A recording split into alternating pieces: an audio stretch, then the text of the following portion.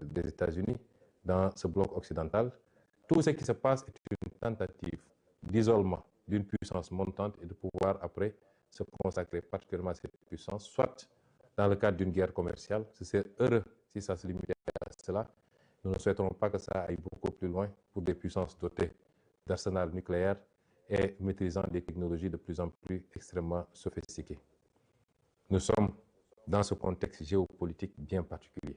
Quid de l'Afrique? Parce qu'on a parlé de l'Europe, on a parlé de l'Amérique, on a parlé de l'Asie. Et comme d'habitude, il est très difficile de parler de l'Afrique, puisque les Africains n'ont jamais pris leurs responsabilités pour comprendre les enjeux et comprendre qu'ils n'ont pas d'amis, ils n'ont pas de parents et qu'ils doivent compter sur eux-mêmes. Par les réformes qu'il faut, par le règlement d'un certain nombre de contentieux ou de conflits inutiles, par la stabilité, mais surtout par le travail. Se mettre au travail. Nous sommes le continent qui n'existe pratiquement pas sur la carte géopolitique, mais qui semble être la seule à l'ignorer. Et nous sommes là encore dans des débats secondaires qui n'apportent rien au monde, qui n'apportent rien à l'Afrique, et qui n'apportent rien à nos pays plus individuellement. Cette Afrique-là, qui n'est jamais sortie sous le joug de la colonisation. Parce que ce qui se joue actuellement, c'est une forme de réitération par certains empires de volonté coloniale. La colonisation, elle n'est pas seulement physique, même si ici on est sur le terrain physique, elle est aussi cette possibilité d'imposer ses vues, ses desiderata à tout le monde et continuer à dominer le monde, à le contrôler et à ne prendre les autres comme des vassaux ou des satellites. Ça, c'est une forme de colonisation. L'Afrique n'est jamais sortie de cette colonisation. Et je m'en veux pour preuve que ce que les d'aucuns appellent la néocolonisation, par les monnaies coloniales,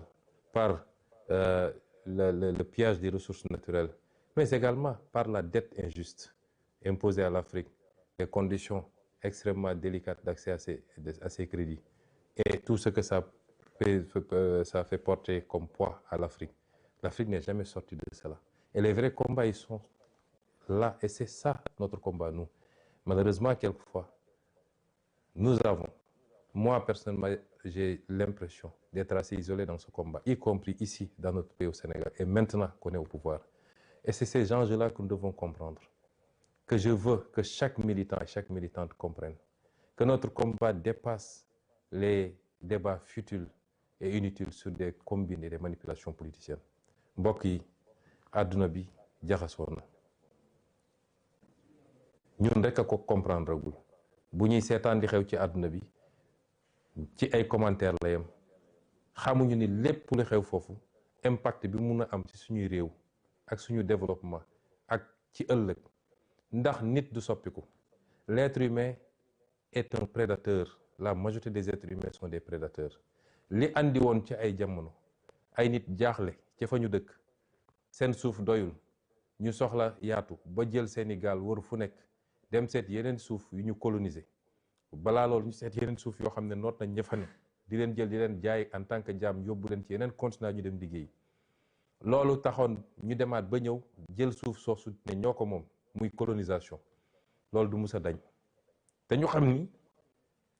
ba léegi rawuñu ci loolu àdduna mën na doxaat ba nit ñi dellu si waat te dégg ngeen kenn ci kilifa yi mooy ku ñuy wax Marco Rubio di benn kilifa ci États-Unis dafa wax ni dañoo war a delloo si waat colonisation tey ñooñu bu ñu demoon ba jaaxle ndax dañoo am seen mode de vie am benn niveau bu ñu tàmm ci richesse ak yu demee noonu bu ñu demoon ba xam ni loolu mënatuñ koo am te jàpp ni Sénégal am na alal goo xam ne mi ngi fi lan moo leen tere tey ñu ñëw ci seen doole ñëw nangu Sénégal comme tey ni ñuy attaqué ay réew di rey seeni président di jël seeni président yóbbu leen di leen tëj noonu la amee ci ñeneen ak ñeneen ci képp koo xam ne am na doole moo tax Afrique benn yitte rek la waroon am Sénégal jiitu ci mooy jublu ci liggéey wàññi coow li wàññi wax ji wàññi politique bi ak combine politique yi est-ce que ñun nous sommes à la hauteur de ces enjeux boo xoolee coow lépp ci Sénégal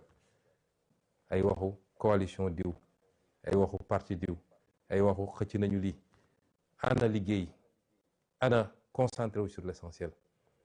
loolu mooy tey enjeu bi nga xam ni moo war a nekk suñu bos muy lu mooy andi woon rek ci introduction mooy il faut qu'on soit à la hauteur des enjeux les enjeux ne sont plus aux combines politiques ou politiciennes. Les enjeux ne sont plus aux réclamations injustifiées. xam ne réew mi liggéeyagul alal gu mu mën a séddale ba kenn ku nekk la muy laaj ñu mën ko koo jox na ñëpp jublu ci liggéey wàññi wax ji lu ko may nag la woon fa woon nan ñi defoon ba jiituñu ba xëy noot ñu bu ñu foog ne raw na ñu xëyaat ñëw noot ñu te duñ ci mën dara bu dee réew yi ñu ëpp doole fuuf booy seet tey li xew diggante Russie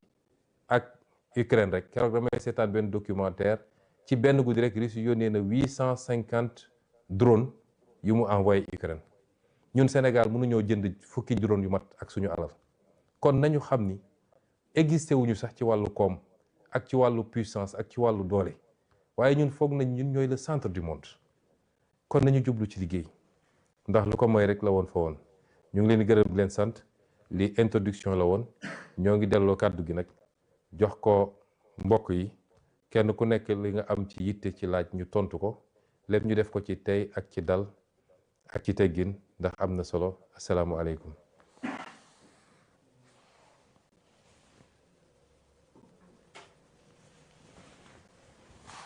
jërëjëf président ñu ngi lay ziar di nuyu militant yëpp di nuyu patriote yëpp nekk ci live bi donc li ñuy def rek mooy di très rapidement comme waxtaan ak pros la di ñuy jox militant yi ñu poser directement seen question niñ koy doxalee nag moo di ñuy dem zone bu nekk ñu daal di poser ñu jox nit ki nga poser benn question après président Ousmane Sonko daal di lay tontu noonu la ñuy progresser. Première zone bi ñuy dem moo di Kédougou di ñuy dem foofu jox kàddu gi ki nga xamante ni moo tudd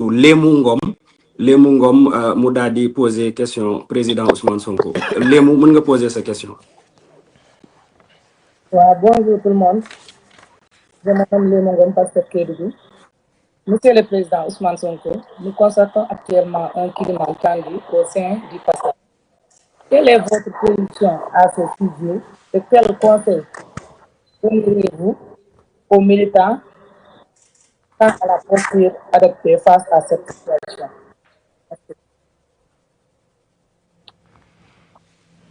jërëjëf Lému ñu ngi nuyu waa Kédougou yëpp di leen ziar. di leen wax ni nàmb nañ leen nag. laaj bi mu laaj am na solo ndax dama ko. mën nañ xool son bi. nee nañu am na wax ju am ci biir Pastef te wax ji bëri na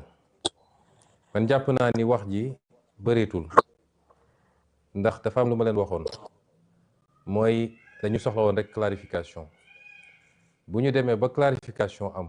ba position yi ñu xam ko defe naa wax ji bëreetul ndax Pastef parti bu mag a mag la Pastef dafa am fu mu jaar jàmmaarloog lu méttee loo xam ni kenn yaakaaroon ne mun nañ cee mucc ndax li ñu jàmmaar loolu dootuñu jàmmaarloog lu mel noonu ñi fi nekkoon dañoo yoroon nguur yor appareil politique bu mag yor coalition bu mag daal di fexe ba pouvoir bi yépp ñu tënk ko téye ko di leen defloo muy FDS wala leen ci FDS yi muy justice bi muy administration bi muy ñëpp nekkoon à leur disposition ñu ànd ceeg dëgër ak soxor goo xam ne def naa dootuñu ko gis ci àdduna ma yàgg leen wax ci jamono jooju ne bu soobee yàlla dinañu rawale projet bi bu soobee yàlla dinañ ko jàllale bu ñu demoon ba gàllankoor Ousmane Sonko du tey bu soobee yàlla ñu jàllale projet parce que liggéey nañu lu tax askan wi may ñu loolu te gëm naa nit yàlla du seetaan tey foofu la ñu toll kon nguur man bëgguma terme nguur ndax dafay renvoyer toujours à la jouissance waaye pouvoir dafa am lu mu ànd ak pouvoir dafa ànd ak fitna ñaare dafa ànd ak seytaane rawatina nag bu dee waajaluñu ko niñ ko war a waajalee mun na andi lu bëree bëri pouvoir a ni mel waaye ñun mënatuñu jànkonteeg lu ñu jànkonteeg damay dégg léeg-léeg nit ñi naan léegi lay gën a metti parce que dañoo xamante suñu biir déedéet loolu amut xamante suñu biir dafay yombal mbir yi kon clarification am na xam nañu position kenn ku nekk Pastef nag weesu na loolu moo tax toujours dama naan militants yi ñoom sax léeg-léeg ñoom ñooy yokk wax ji ñoom ñooy andi wax ji clarification am na mooy Pastef mooy le principal parti le parti le plus structuré le plus fort et le plus solide au Sénégal sénégalais yi won ñu ko weesuwul élection législative bi ñu génn Pastef demal boppam yàlla jox ko lim ko jox jaarale ko ci sénégalais yi te loolu dañu fi ba léegi day yokk rek bu dee nag ci suñu biir ñëw nañu ba egg ci nguur mu am wuute ci gis-gis dañ koy delloo ci ëttu parti bi parce que parti dafa am ay charte am ay règles am nu muy fonctionner am lu mu jaayanteeg sénégalais yi la ñu boole lan la bu dee am na lu ñu boole li andi problème lan la bu dee am na est-ce que c'est strictement politique mooy ci parti bi la ñu amul gis-gis la ñu bokkul gis-gis wala dafa am loo xam ne ci état bi la mooy projet bi ñu porté ak ni ñu war a doxalee état bi ak fi ñu war a teg mbir yi est-ce que foofu am na wuute ci niñ ko yore amaana ñaar yëpp am na moo tax nag ma ne nañ ko delloo ci ëttu parti bi am na nu muy àttee parti bi noonu muy àttee nag responsabilité dina ko jël ba mu mat sëkk parce que du parti bi mooy daw ci kannaaw ab nit ak koo munti doon man mi Ousmane Sonko moo demoon ba waroog parti bi moom mooy woon ne ma dellu sil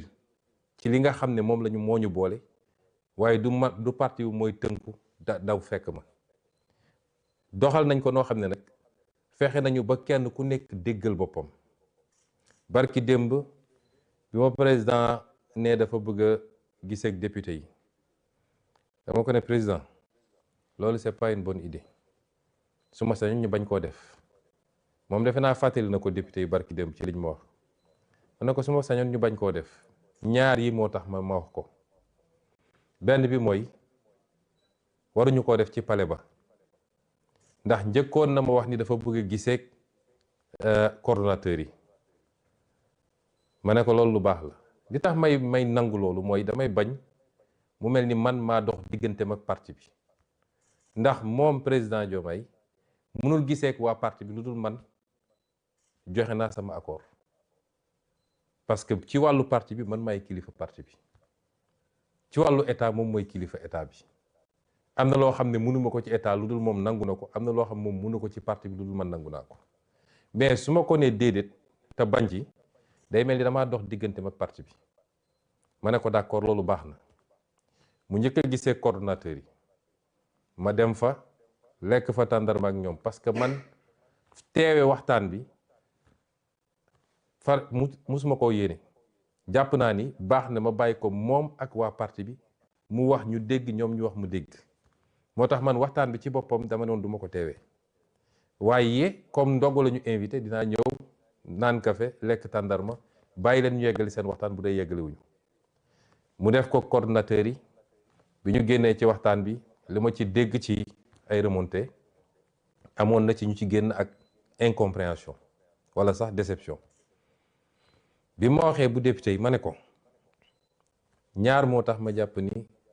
mën nga ko bañ a def bu njëkk bi mooy ñun de dañ doon wax ni bëgguñu transformer palais de la République en siège du parti politique kon mun nga dem Azalaï wala beneen hôtel teeru bi wala feneen nga loué fa ngeen def ko fa muy benn ñaareel bi mooy bu dee li nga yàgg répété moom ngay waxaat ak ñoom mën na koo bañ a jar parce que député yi xam naa leen ñoo ëpp liberté te assemblée nationale dafay former nit politiquement di nga gis koo xam ne ku sedd la woon sax mais bu demee assemblée def fa diir rek politiquement da koy former mu xam liberté jàng li ñuy wax joute politique mooy wax nu mu tudd jëflante ci politique wax ñu tontu la nga waxaat te buñ fa demee wax ji demee neen ku ne dem bu génne it dina sentir responsabilité wala rendre compte militants yi ak sénégalais yi te it wax yooyu jaratu ko léegi clarification am na kenn ku ne na dem ba jàpp ni lii jàpp naa ne lii yoon la wala lii du yoon mën naa ko defaraat mais dajewaat pour répéter les mêmes choses muy yeewaat yeneen yi jaru ko mu insister ne moom il tient à les rencontrer te comme ndogu lay invité nit ku nekk fa nga dëkk ngay invité ndogu te moom pale la dëkk kon suy invité pale lay invité ma ne kon jarul may bañ ma ngoñ ci bañ bi parce que day mel damaa bëgg a dox digganteem ak parti bi ma bàyyi mu dem ñu dem toog waxtaan. loolu permettre na tey nit ñi xam nañ ni mbir mi du mbir diggante Ousmane ak Diomaye déedéet diggante parti bi ñuy wax Pastef la dans sa totalité. mën na am ay benn yuy essayer jouer yenn jeu yi dégg naa kenn benn député naan ay bu ñu déclenché ay confrontation fii confrontation amu fi double jeu la nit ñi war a bàyyi. confrontation amu fi Pastef mënul confronté wu ak benn nit boo xam ne militant la ci parti bi te loolu la woote wu mënul ne donc confrontation amu fi mais baax na nit ñi xam ni bi ma njëkkee wax ñu bëri jàpp nañ ni am na ñu ma ci mere woon sax mais man xamoon naa lu kenn xamut gisoon naa lu gars yi gisut te loolu it ma ciy wax ak militant yi nañ ñu wóolu léeg-léeg nga nit jàpp ni Ousmane ma ngay nelaw gaa yaa ngi def ay affaire moom yëgul amul lu fi xew te yëguma bu ngeen àndeek man nag ñu am fu ñu jaar mu métti woon lool ma digoon leen ni bu soobee yàlla dinañu jàll ba yàlla jàll lañu tey ngeen ñu war a gën a wóolu xam nañu lépp xam nañ ko ah déet yàlla rek a xam lépp sax waaye la ñu xam bëri na lu fi yëngu xam nañ ko waaye dafa am nu ñuy doxalee mbir yi moo tax ma ne leen coow li léeg-léeg Pastef moo koy yëkkati jaru ko léeg-léeg Pastef dañuy xaw a li tubaab di wax free la lu yëngatu rek benn waaye jóge fële wax benn wax rek waa Pastef yëpp di rëndoo chaque jour may leen baleen loolu ànd leen ak tey ak dal ngeen nekk ci liggéey bi loolu moo am solo nekk ci liggéey bi nga xam ne li ma génne temps yële directive ma génne am lu ma santaane gis naa ni sax yéen a ngi ci yokk leen ko nekk leen ci loolu gis nga politique en politique y a pas de miracle la politique ne ment pas doo liggéey rek ngay jotaat yàlla may nañu lu dëgër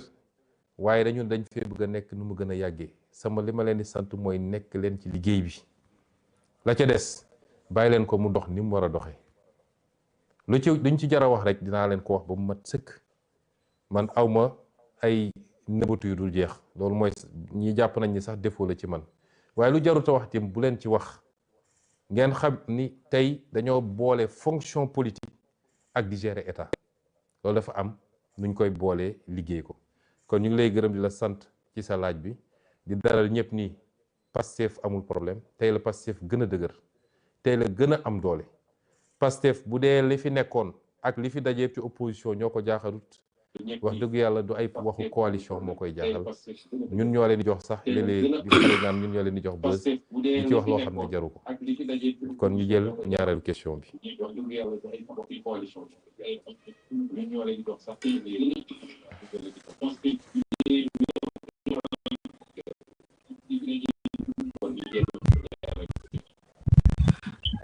merci président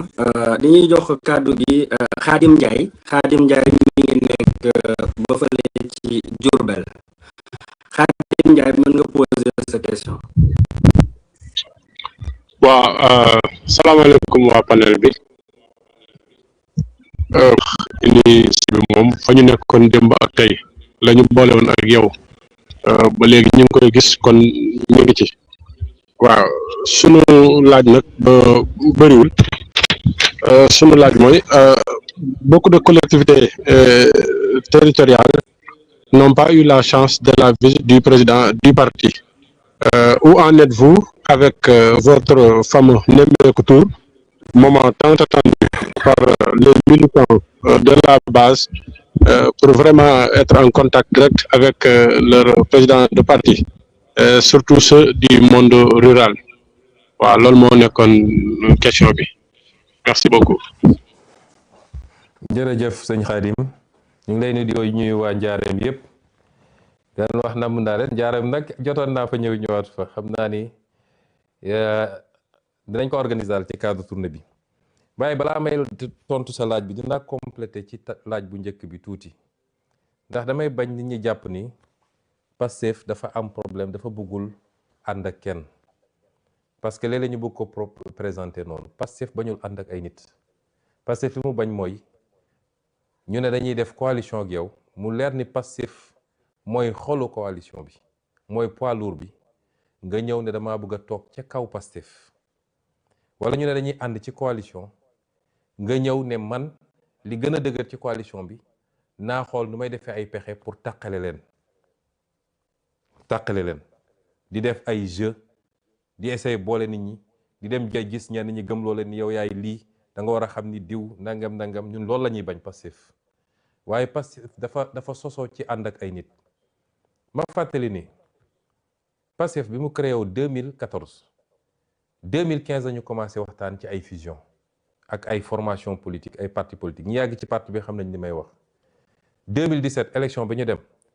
Pastef 2024 bii la njëkk a dem ci turu Pastef ci élection kii yi ci des yëpp depuis yoonu askan wi 2017 élection législative ñu àndoon ci ak ay parti ñoom RND bu Diallo Diop ñoom Madieye Mbodj et cetera ba fii ñu toll nii Pastef dafa musa ànd ak ay nit te ñu doon àndal ñëpp nag ba léegi ñi ngi ànd ak ñoom ci kóllëre ñi ñu doon àndal ñëpp ñoom docteur Cheikh Tidiane Dièye ñoom Moustapha Guirassy ñoom Aïda Mbodj ñoom Habib Sy ñoom su ma doon lim dina gudd trop ñu ci bëri ñi ngi ànd ak ñoom ñii depuis 2017 2018 2020 22 et cetera ba léegi ñi ngi ànd ci kóllëre ak ci sutura te yéene nañ leen ndax Pastef day joxe Pastef joxe na fi ay mairie yoo xam ne ñëpp dañ ne Pastef waru ko woon joxe Pastef joxe na fi ay député Pastef joxe na fi ay ministère kon Pastef amul problème mu ànd ak nit bëgguñu ñu présenter ñu comme des gens yu bañ a ànd ak ay nit waaye dafa am ànd yoo xam ne dañoo xaw a doy waar ñoom dañuy ñëw jàpp ni li gën a duuf ci nag bi ñoom ñoo ko war a jël wala ñëw ne mbir mi dinaa fexe ba tas ko fexe ba tàqale nit ñi tafu nag fi ma war a tafu pour ñu jox ma la ñeneen ñi waroon jël li ñeneen ñi liggéey ay ati at ba sonn ci ñun ñooñu la ñu bañ kon ñu leeral loolu parce que bëgguñu sénégalais jàpp ni parce que war a bañ a ànd ñun ñi ñu yàgg àndal musuñu am problème ñu société coow li yëpp ñi ñëw 2024 ci élection présidentielle la ñi nga xam ne 2024 bi affaire bi demee ba ñor ñu ñëw à 95% coow li yëpp ci ñooñu la waaye suñu àndoo yàgg yi déggoo ci coow kon loolu ma leeral ko doog a continuer ci laaj bi nga laaj sëñ Xaadim tournée yi dinañ ko continuer mais en tenant compte aussi situation yi ñuy dund parce que tey responsabilité yi dis na nañ daan def nga xam ne mënoon nga jël semaine lëmb 10 jours ne maa ngi def nemmeeku tour département de Mbour wala département de Tivaouane loolu dina jafe léegi boo seetee démarré nañ ko keroog gi ngi new waaye dañoo fexe ba jël week-end bi fajaru samedi 11h fekk ñu fa ñu def ba suñu yéene mooy def Sénégal yëpp te doore ko ci département yi nga xam ne jotuñu foon dem ndax am na fu ñu jot a teg tànk am na fu ñu jot a teg tànk donc ñu fexe ba ñu dem ci département yooyu incha allah waaye dinañu continuer nemmeeku tur gi ndax gis di waxtaan ak ñun nit namm nañ di jaxasoog ñoom parce que man dama gëm ni kuy def politique rek jaxasoog nit ñi mooy sa farata mooy sa warteef waaye def politique ci tëju si bureau wala keroog bi ñu la falee lañ la gëj a gis man gisee mu noonu politique mu neex mu naqari demal jaxasoog nit ñi déglu leen waxtaan ak ñoom expliquer leen aussi jox leen ay arguments yoo xam ne amuñu ko woon kon nañ continuer nemmeeku tuur yi incha allah te njaareem dina am wàllam ci lu yàggul bu soobee yàlla kon ñu jël question bi ci tegu.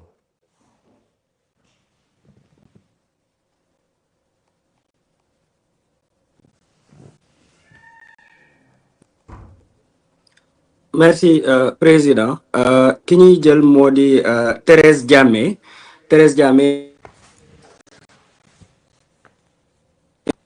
merci président asalaamaaleykum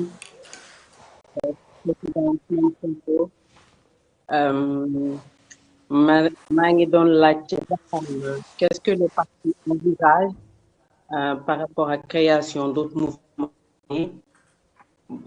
comme mouvement bu mel ni doomu jàngu bi merci beaucoup. Thérèse Diamé ban département la. département Dakar excusez-moi. Dakar jërëjëf Thérèse ñu ngi nuyu waa département Dakar yëpp di leen ziare di leen gën a soññati ndax Dakar moom Sénégal fépp am solo mais Dakar mooy suñu capitale donc département bi am na solo gis nañ nag liggéey bu am solo bi ngeen ciy def sous la coordination de votre coordinateur monsieur le maire Abbas Fall. Dinañ leen continuer appuyer ndax Dakar moom c'est stratégique, c'est dans notre escarcelle, il faut que mu des ci le plus longtemps possible ñu mën a jokkale action état ak action locale, action centrale ak action locale mu jur résultat yi nga xam ne moom la ñu bëgg. laaj bi nag am na solo parce que parti bi ay mouvement niñ ko structuré dafa am bureau national bi ay secrétariat la ak ay mouvement am nag organisation horizontale bi à la base muy coordination yi ak section yi. mouvement yooyu nag texte parti bi dafa wax naka la ñuy créer mouvement ci parti bi dafa am un processus bu ñuy jaar pour la validation des mouvements. may rafetlu nag di am mbégte lool bi ma yégee nii am na benn mouvement boo xam ne ci jàngu bi la ni mu amee mouvement doomu daara bi jàngu bi nga xam ne kenn ëppalewu ko ci parti bi Pastef dès ses débuts obédience yëpp dañoo ñëw def ko seen affaire bopp ndax Pastef affaire patrie bi la patrie n'appartient à aucune religion, n'appartient à aucune ethnie, n'appartient à aucune région. tolloo ci patrie bi da nga war a fexe ba représenter ñëpp ci patrie boobu. mës naa toog di waxtaan ak monseigneur ci année 2021-22 je crois ñuy waxtaan et on parlait justement de l'engagement politique de personnes issues de la communauté. dañu war a gën a safal engagement bi donte nag parti bi am na ci ñu doy waar ñu dëgër mun naa citer ñoom Toussaint ñoom Marie Rose ñeneen ak ñeneen bëri nañu ñoom Justin ba ci nag sama préféré nag ndax mooy tàkkal fépp nag ci Sénégal muy Jean Michel waaye dañ ko war a gën a yokk et muy ci responsabilité yi ñuy exercer en tant que ñu yor état mais également muy ci taxawaay bi ci biir parti bi moo tax bi ma yégee loolu dama am sama xol dafa sedd bi ma gisee keroog bi ñuy def le meeting du 8 novembre bi ñuy ñaan foofa jullit ñi ñëw ñaan doomu daara yi doomu jàngu bi ñëw def ñaan dafa seddal suñu xol te loolu yëpp yàlla nangu na ko ndax gis nañ meeting ba defe naa meeting bu mel noonu musul am Sénégal. kon mouvement yooyu yëpp dañu war a xool nuñ koy restructurer bu jaaree ci circuit bi mbir mi jaar parce que texte parti bi moo ko organisé sànq dama waxtaan ne war nañu xool peut-être ñu am parce que réew mi tam réew mu laïc la mooy lépp lu ñuy def dañu war a sàmmonteeg bañ a wone féete ci diine yi noonu lañ ko war a defee ci parti bi comme ni mu amee ci état bi. mun nañu xool nu ñuy defee benn mouvement bu mag boo xam ne mouvement buy jublu ci les valeurs culturelles sociales sociologiques du pays lay doon ci biir nag mun na am section doomu daara yi section doomu jàngu bi ëllëg beneen section bu waree am lépp dem rek ci lu jëm ci valeurs yi nga xam ne moo cimenté suñu réew loolu defe naa mun nañ ci liggéey et mun ngeen jege Ayib Daffé mu gën leen orienté ci processus bi nga xam ne moom la statut parti bi prévoir pour ñu mun a taxawal mouvement bu nekk ñu yeggali liggéey bi ngeen xam ne sumb ngeen ko di leen ci félicité di leen ci jaajëfal bu baax a baax kon ñu jël question bi ci tegu.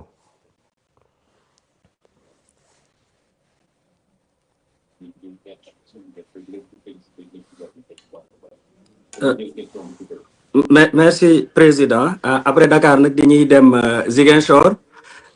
ñu jox kàddu gi Cheikh Omar Kassé di Bill donc Bill tu as la parole.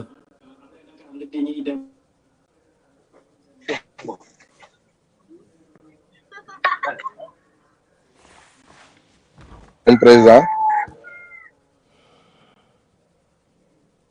yooyu Kassé ñu ngi lay dégg bu baax. waaw dama doon laaj rek ndax sa communication ak la région de Ziguinchor ndax moo ngi am ci base bi bu fekkee moo ngi am au niveau de la base ndax moo ngi jaar à la voie hiérarchique bu fekkee loolu am na alhamdulillah bu fekkee amul lan moo ko gàllankooral. parce que dañuy faral di gis ku tëb dal rek naan président woo na ma président wax na ma président woo na ma président wax na ma finalement mënuñu am canal bi nga xamante ne dinañ fa jot ay waxu président géej nañ la gis lool mais nag day baax ñu lay dégg bu fekkee tamit dañ lay dégg si yan canal lay jaar loolu moo newoon sama question. jërëjëf Kassé question bi nga posé donte da nga ko posé spécifiquement Ziguinchor mais dama jàpp ni question bu gën a yaatu la di nga ma permettre c'est une très bonne question bu may permettre de manière générale ma leeral comment on fonctionne dans le parti. Ziguinchor nag c'est vrai gëj naa fa xaw naa fa gëj te li ma tënk xam ngeen ko mais am naa yéene ñëw fa ci fan yi xam naa ni ñaan naa yàlla balaa koor gi di jeex daal ma ñëw ziar si seet mbokk yi même su dul cadre politique mais dinañ fa ñëw te dinañu gën a organiser gën a teew Ziguinchor waaye yéen xam ngeen ni yàlla dafa am lu mu def ñu nangu ko di ko sant bu baax a baax mooy suñu leadership aussi du leadership bu région du leadership département leadership national la ma jiite parti boo xam ne parti national la Matam Kédougou Ziguinchor ak feneen lépp man dama ko tollale yemale ko donte nag su dee Ziguinchor sama cosaan la dinaa leen jox de temps en temps ay coup de pouce ni ma ko mënee mais ci wàllu ni may gérer parti bi je ne communique pas plus avec Ziguinchor qu'avec Koumpentoum ou avec et cetera parti bi nu mu bindoo mooy du man maay communiquer directement ak base bi loolu bi ñu créé parti bi la ñu teg règle yooyu loolu tax parti bi am poste président am poste secrétaire général loolu raar na léeg-léeg parti yi dañuy am poste président wala poste secrétaire général bi ñu créé parti bi dañu ne man dama ne bugguma nekk président parti boo xam ne day xëy di administrer parti au jour le jour chaque jour ñu ne la section bi problème am na cellule bi problème am na nga koy gérer nañu créer benn niveau boo xam ne moom mooy administrer parti bi loolu moo andi poste secrétaire général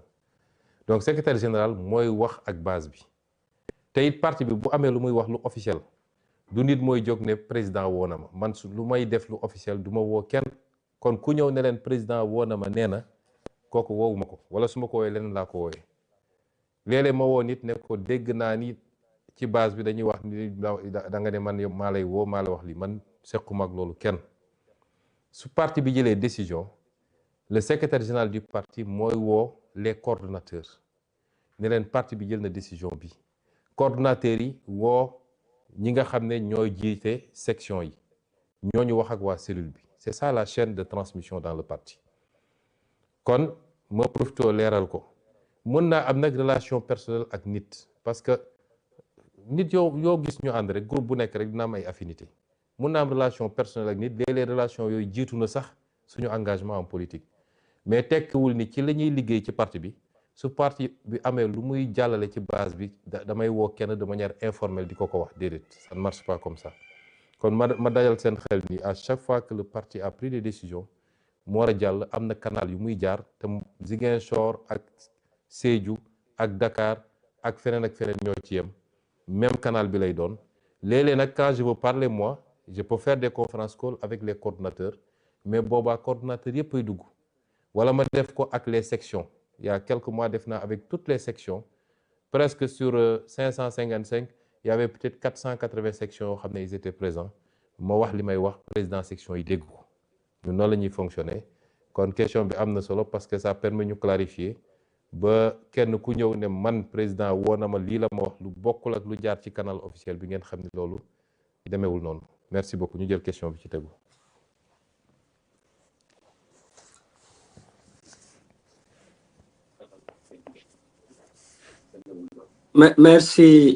merci président ñu dem fi nga xamante ni moom moo di Kaolack ñu jox kàddu gi Khadijatou Ly pour Kaolack. président ñu dem fi nga xamante ni moom moo di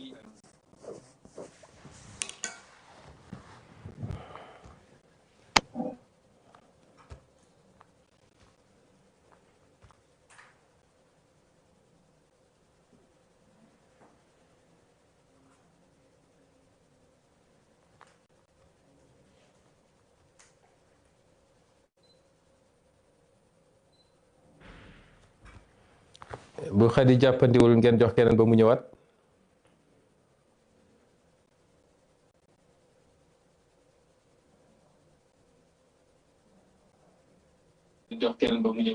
waaw comme jàppandewul ñu dem Louga kon Louga ñu jox bu technicien yi pare Louga ñu jox Roxe Njaay Jaw waaw comme jàppandewul ñu dem Louga kon.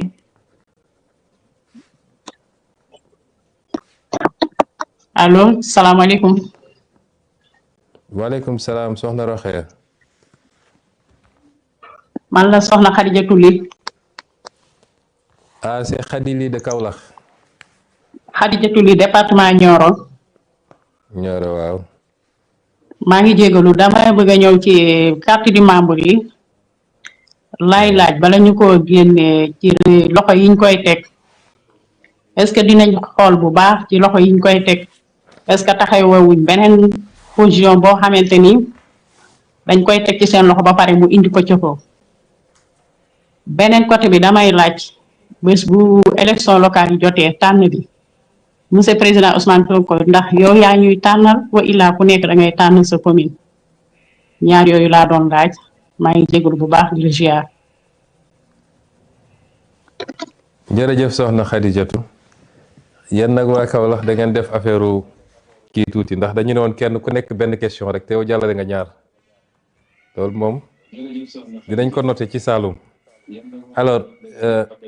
laaj yi nga laaj am na solo d'abord ci carte de membre yi gannaaw bu ñu nuyoo waa Kaolack yëpp région Kaolack bi yëpp di leen ziar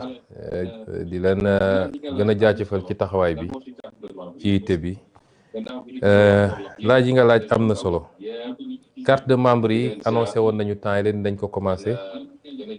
te xam naa ni ci fan yu néew rek dinañu def lancement officiel placement carte de membre yi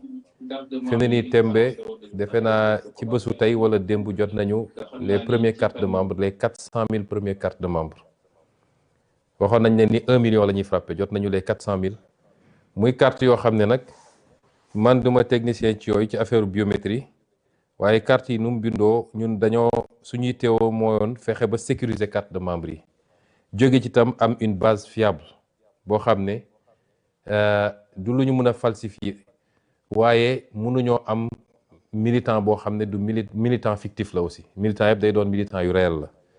bu li may wax ni bu dee 2 militants nga am sax te mu am militant bu réel moo gën nga ñëw ñu jox la base 1 million de militants te boo demee la ca ëpp du ay militants moo tax niñ ko defee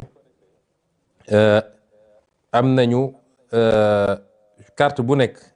chaque carte digitale dafa comporter un numéro unique un numéro alphanumérique à 6 caractères boo xam ne moom mooy constituer l'identifiant du militant bu ne day am identifiant dafa am numéro bu koy identifier numéro bi c'est un numéro à 6 caractères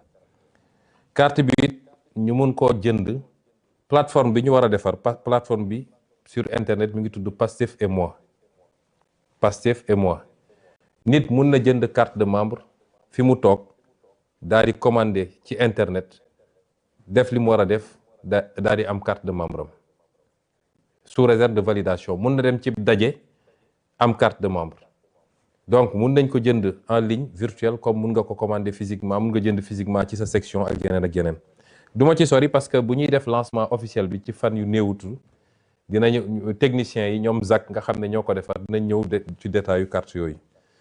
mais muy carte yoo xam ne guléet lay doon ci Sénégal ñu sécuriser ko comme suñu carte d'identité nationale ñu ko sécuriser dégg naa nag ay nit naan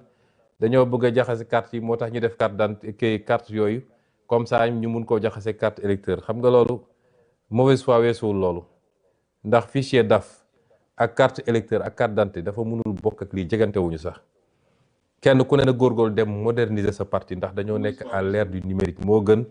lu waay def nga toog di wax di essayer di ci essayer xëpp suuf alors nuñ koy distribuer tamit dina am commission nationale bi y a une commission nationale de distribution des cartes am commission départementale am les commissions locales yi nga xam ne ñooy nekk ci biir communes yi dinañu nommer superviseur dans chaque département day am superviseur général am les commissaires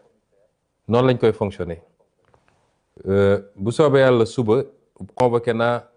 bureau politique boo xam ne bu ñu liggéey ba ngoon dañuy ndogoondoo defaale réunion bureau politique parce que xam ngeen ni texte parti bi dafa ne bureau politique bi mooy fixer un certain nombre de choses ñaata la ñuy jaayee carte membre bi bureau politique bi moo koy fixer durée de validité bi est-ce que benn at lay doon wala ñaari at wala juróomi at loolu bureau politique bi moo koy fixer loolu la statut yi wax ak règlement intérieur bi ak clé de répartition yi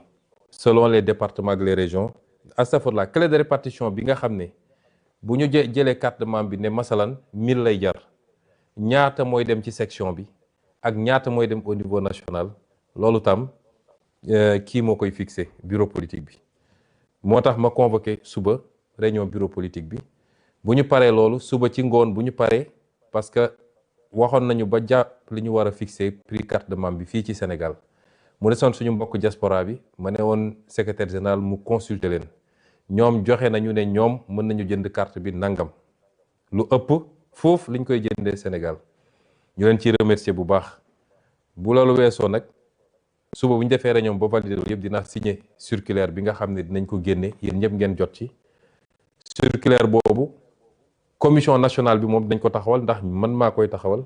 les commissions départementales ngeen jublu si rapidement dinañu organiser it benn ndaje bu mag boo xam ne ci la ñuy présenter maquette carte de membre yi expliquer fonctionnalité yi nekk ci carte de membre yi waaye ci même ndaje boobu bëgg naa ñu lancer aussi la construction du siège parce que parti bu mel ni Pastef dafa war a am siège yàlla na may ñu dox nañu ba am terrain bi ci suñuy affaire bopp boo xam ne dañ koo jënd du délibération buñ ñu jox du truc dañ koo jënd defar nañu plan architecture yu ba pare war a jublu ci taxawal siège boobu ba am fu ñuy daje ak fu ñuy defee suñuy réunion ak yu demee noonu maquette siège bi dinañ leen ko présenter lancer waale opération wu financement bi nga xam ne ci ñun la war a jóge ñu jublu ci defar siège bi également kon yooyu yëpp ñu ngi ci te liy jubluwaay bi mooy fexe ba carte de membre yi ñu joxew ci anam yu leer du ñu ne diw moo tee carte membre yi ñii far nañoo ak moom mu jox leen ñii faruñoo ak moom du leen jox loolu du am ci parti bi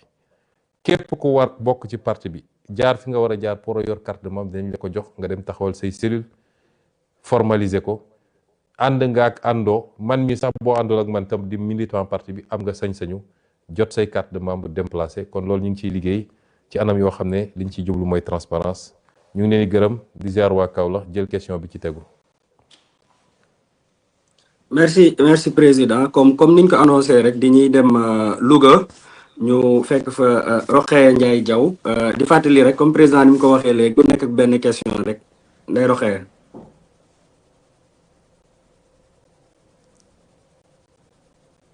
asalaamaaleykum. asalaamaaleykum waaleykum salaam wa rahmatulah. monsieur le président di lay ziar bu baax a baax di la nuyu di la encourager di rafetlu initiative bi bu baax a baax a baax waaw man de li ma doon laajte par exemple moo doon affaire carte de membre yi te sama collègue bi ma jiitu wax na ci donc man du ma si waxaat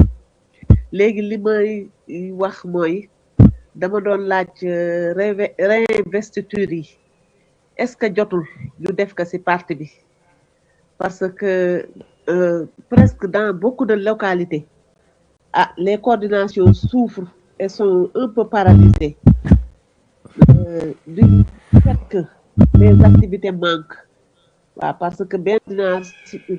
coordinateur aussi yanu beaucoup de fonctions ci boppam te y a des manques de temps ak yeneen yoo xamante ne ni ñu ngi fi kon ñuy laaj est-ce que jotul ñu def réinvestissement créer de nouvelles bases pour une meilleure prise en charge des problèmes sociétaux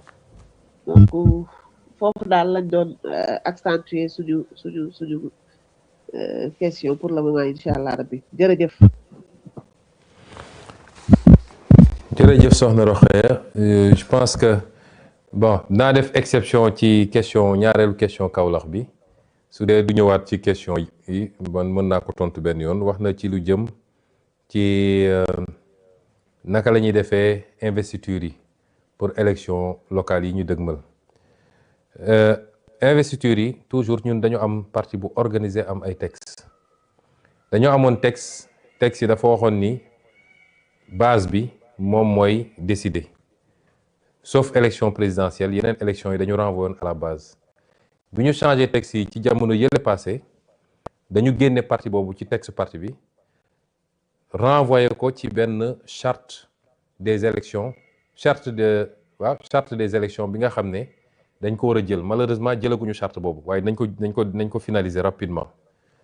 mais ak lu munti amee ak lu munti demee démocratie boobu ñu defoon te mu jig ñu mooy bu élection jotee surtout élection locale ña dëkk ci gox ñoo gën a xam gox ka ñoo gën a xamante seen biir man mënuma toog fii ma nekk Ndakaaru naan damay forcer tànnal waa Ngaye Mékhé wala waa Cilmaxa ne leen yéen diw mooy doon seen candidat loolu mënuma ko moo tax ñu ne dañ koy delloo ci base ba di ñaan nag base bi ñu jiital intérêt général nit ñi xamante nañu la ñu bëgg ci ñoom mooy ñu ut consensus parce que coowal candidature dafa bëri lu mu mun a yàq ci parti bi li ko tax a jóg du xëccoo ay poste li ko tax a jóg mooy réew mi baax te gëm naa ni yàgg nañu wone exemple bu doon mooy ci candidature rek tey duñu am candidat bu dem présidentiel kon nit ñi bu ñu dajee nañu waxtaan entre ñoom mu am ñu war a mën a bàyyi dara ngeen ut consensus autant que possible loolu de moo ñuy gënal ñun ñu toog ñu ne commune yëpp waxtaan nañu déggoo nañu ni diw mooy seen candidat tekkiwul ni keneen ko bëggoon nekk candidat te tànnuñu ko mënul nekk leneen lu ko gën ëllëg damay jafal di joxe benn misaal élection 2022 élection locale yi am na ñoo xam ne tànnuñu leen woon parce que dañu ut consensus bu ñu am consensus ñu dem élection waaye bu ñu demee élection bi leer nañ ñu ne diw moo gagné wasalaam mais bu ñu demee élection contestation am ñu ne élection bi jaarul yoon boobu lay ñëw au niveau national pour ñun ñu arbitrer mu am ñoo xam ne bi ñu arbitrer yàlla dafa def kontaanuñu woon dara mu yóbbee leen sax ci yenn manifestation ni ñu manifester seen ñàkk kontaante waaye tey ñooñu tey ñi ngi yor ay ndomb tànk yu kawe am na ñoo xam ne sax ñi ngay toog ci conseil des ministres tey ministre lañu wala secrétaire d'état lu ñu la nañu moo tax mbir mi nañ ciy jiital toujours yàlla bëgg nga jaadu na politique ak ambition ñoo ànd damaa bëgg a nekk maire bi damaa bëgg a nekk président conseil départemental damaa bëgg a nekk député bi damaa bëgg a nekk président bi waaye nañu xam ni yàlla rek mooy dogal in fine li nga war a def ko waaye bu mu la yóbbee mukk ci lu ñaaw ndax parti bi weesu na loolu kon liñ leen wax mooy njëkk leen ut consensus waxtaan leen mu am ñu war a ëppale seen bopp dara bu ngeen amul consensus élection am bu ñu defee élection kii moo gagné ñi ci des ñëpp ka bëggoon te gañewul na ñëw nekk son directeur de campagne même bu dee kële nangul na ko xar tànku tubéyam pour ñu gagner parce que en ce moment c'est le parti qui gagne c'est le Sénégal qui gagne bu loolu amul nag dina yëg ci ñun dinañu arbitrer gënaluñu nag te ñuy wax nit ñi ni ñun duñu parparloo mukk duñu arbitrer parce que diw mooy suñu xarit wala diw suñu mbokk la wala diw moo ma neex ñun dañuy arbitrer ci suñu conscience li ñu suñu conscience may kon loolu moom la ñuy wóyale waat noonu la ñuy doxalee di profité di wax nag ni parti bi dafa yaatu ubbeeku léeg-léeg nitu Pastef suñu problème yépp mooy nit ñi sax dañuy am impression que nitu Pastef dañoo siis lenn bokk ci nitu Pastef yi bëgguñu ubbi bëgguñu yaatal bëgguñu après dañ naan ñun ñoo fi newoon démb ak barki démb déedéet ubbi gis nga diine sax dafa dox domaare ci dara ci lu ndaw ay nit di ñëw bi muy métti ba bi ñu gañee ba pare sax ay nit di ñëw moo tax tey ñu nekk ay milliards musulmans ay milliards chrétiens ay milliards leneen donc nañu yaatal mbir mi tekkiwul ni ki ñëw dafa gën ñi fi nekk tekkiwul day ñëw rek nekk ci kaw ñëpp waaye tekkiwul ni dafa war a ñëw rek nekk ci suufu ñëpp kenn ku nekk li nga àndaale booy ñëw ak noo mel kon nañu yaatal mbir mi am ouverture lépp ñu xam ni intérêt réew mi la te li ñuy ñaan yàlla bu amee kenn ku ne di nga jëriñ sa réew ba doyal jëriñ réew nag tekkiwul ni forcément dama war a nekk DG wala dama war a nekk directeur wala dama nekk ministre déedéet y a 1000 manières de servir le pays te léeg-léeg di nit dina servir réewam lu ëpp njëriñ ci réew mi ëppal ko njëriñ moom lu bokkul ak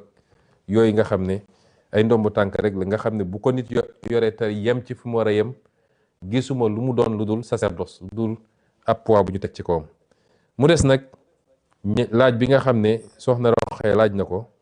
ci renouvellement wu instance parti bi loolu moo tax ñuy lancer carte de membre parce que lu jiitu renouvellement il faut ñu defaraat base bi ba xam kan mooy militant lan mooy cellule bi ñan ñoo ko composé te loolu ci jaay carte de membre yi la war a njëkk a doore. jàpp ma ni parti bi dafa nekk en léthargie man su ma toogee ay week-end di seetaan activité parti bi damay sant yàlla parce que nous sommes le parti le plus dynamique au Sénégal. militants yi xaaruñu sax président ne leen def leen wala bu leen def week-end boo gis rek fépp yaa ngi gis ay activité mun nañ ko xeeb mun nañu parce que waruñu bew waruñu li tubaab naan dormir sur ses lauriers dañu war a continuer di ful li ñuy def waaye coordination yaa ngi góorgóorlu section yaa ngi góorgóorlu peut-être dina am ay benn yoo xam ne peut-être ni mu waroon doxewul noonu waaye ñu gën a soññaat nit ñi rek ci liggéey bi. structure provisoire yi bëri na ci parti bi am na yoo xam ne d'accord naa ni dañ ko war a gaaw defaraat am na ku léegi poser benn question sur Ziguinchor structure provisoire lañ fa tegoon defe naa fu mel ni Mbour noonu la mel defe naa fu mel ni Guédiawaye noonu la mel wala peut-être yu mel noonu yooyu war nañoo gaaw parce que ay communes yu mag la ay départements yu mag la ñu def renouvellement yi rapidement mais ñu def ko teg ko ci yoon parce que renouvellement yi jaay carte yi aussi moo ñuy permettre ñu dem congrès bi man newoon naa dañu génn avril defuñu congrès ñaari dàqantewuñu sax parce que congrès parti bi mun nañ ko def à tout moment ndax congrès parti bi kenn rek lañ ciy renouveler ñaar mooy président parti bi ak trésorier parti bi ñoom la ñuy fal ci congrès ba faluñu fa bureau politique faluñu fa coordination président parti bi lañ fay fal ak trésorier parti bi su ma juumul kon loolu mun nañ ko organiser à tout moment su loolu weesoo defaraat texte parti bi lépp lu ñu bëgg a yeesal ci texte bi ak les résolutions yi nga xam ne mooy doon résolution yi war a orienter action parti bi moo taxoon ma joxewoon ndigal waa bureau politique bi ne ren nañu gaaw liggéey ci ñu dem ci congrès bi parce que boobu ba léegi nag ñi ngi wax congrès yàgg na jot na parti bi organise son premier congrès ordinaire ñu ngi leen di gërëm leen sant jël question bi ci tegu.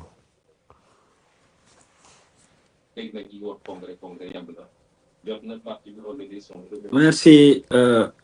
président je pense que léegi mën nañ dem fële Matam ñu daal di jox kàddu gi Thiam Bokar bu Matam yaa yor ko kàddu gi.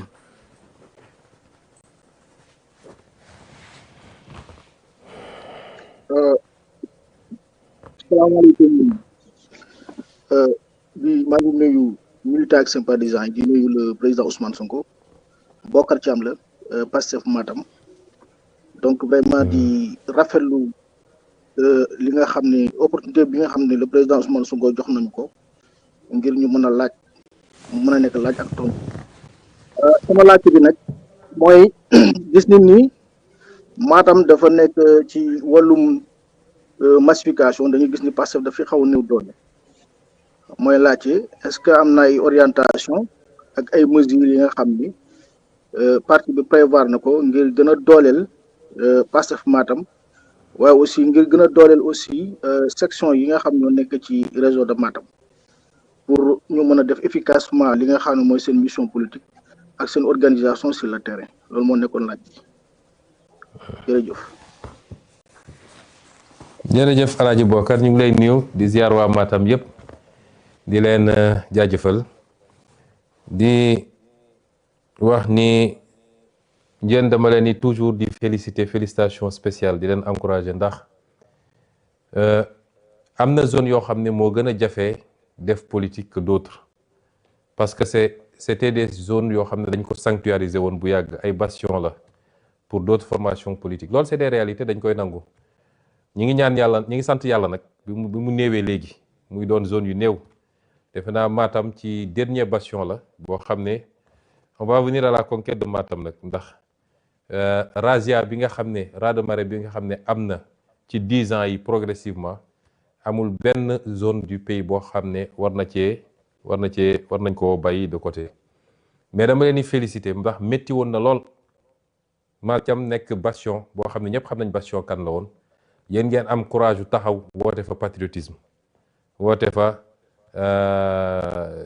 nu mu tudd Pastef def fa liggéey bu am solo ba pratiquement élection bu mus a am li ci ëpp ci élection yi nous sommes arrivés 2e à Matam te loolu seen jàmbarte la kon liggéey boobu nañ ko continuer Matam bokk na ci les gens ne prêtent pas attention mais bokk na ci fi ma gën a bëri tànk bi ñu commencé politique ak léegi ñëw naa fa ñëwaat fa def naa fa tournée def naa fa nu mu tudd bi ñuy def vacances citoyennes ñëw naa fa bi ñuy def ñëw naa fa tournée ñëw naa fa yeneen ak yeneen loolu yëpp c'était pour dooleel Matam pour xam enjeu bi mu nekk ak effort yi ñu war a def pour conquérir ko donc liggéey bi nañ ko continuer di leen gën a soññ rester ouvert politique ouverture la wax naa ko léegi ci bi may wax léegi ci beneen thème bi bëri na ñoo xam ne bëgg nañuy rejoindre parti bi nekkoon sax ci féete woon feneen bëgg a rejoindre parti bi loolu du transhumance mooy ñëw pour ñu jox la ñun amuñu lu ñu joxe mais ku dox ba jàpp ni gis nga bokk sa bopp ci Pastef te ma yàgg ko wax bi ñuy nekk opposant ba ñu nekk opposant déjà am na ñu jóge woon APR ñëw ci suñu parti ba tey ñu nekk ay maire comme ñoom Baye Niass ak yu demee noonu kon parti bi yàgg na am ubbeeku boobu kon garder cette ouverture là ñuy dalal xelu ñëpp nag ni ñun parce que bëri na cliché yu gars yi togg da ngay dégg sax ba léegi ci discours yi lu am ñu ne woo naa sama lii et cetera déedéet ñun amuñu benn zone du pays boo xam ne dañ koo stigmatiser wala dañ koo singali man wax naa ni dama am cosaan foofu ndax sama maam waa Njaayeen Pendaaw la donc ci Fuuta la bokk kon kenn ëppalewu ma fa ñun dañoo boole Sénégal yëpp maasale ko ñëpp la ñu bëgg defuñu exception li ma yéene Ziguinchor lu ko raw laa yéene pour Matam yàlla bi ma tiim bu dee du dëgg ci man yàlla koor gi ñu nekk bu mu am donc ñun amuñu problème boobu nit ñi ñooy essayer politiquer ces arguments là di ko di essayer jaay nit ñi loolu nag ci communication ñu leen ciy gën a soñ ngeen góorgóorlu gën a vulgariser donte nag ci démocratie la ñu nekk te nit mën na faral nit parce que seq na ak moom loolu dañ koy nangu kenn ku nekk sooy politique fa ngay essayer njëkk a am base mooy fa nga jóge kon loolu yoon la yéen tam war ngeen tabax à construire un leadership fort à Matam qui sorte du lot luñ ci mën pour jàppale leen si nañ ko def nañ leen accompagner dinañ fa ñëw tourner dinañ leen jàppale ci yeneen anam mais am na loo xam ne it sur le terrain entre yéen li ngeen représenté ak li ngeen mën a def ak ni ngeen yaatalee parti yu ba ñeneen ñëw yooyu yëpp suñ ko combiner jàpp naa ne dañ ci am résultat yi ñu bëgg tout en continuant à vous féliciter à vous encourager pour votre engagement votre courage et votre bravoure merci ñu jël question bi ci tegu.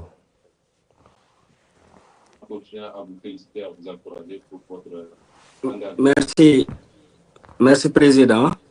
léegi dañuy dem ci beneen orateur bi moom moo di dañuy dem Kaffrine waa bataille de Kaffrine Ousmane Diaw waaye di fàttali rek question yi bu gënee gaaw parce qu'il est déjà 18h12 dina ci gën a baax daal. Ousmane Diaw waaye di fàttali rek question yi.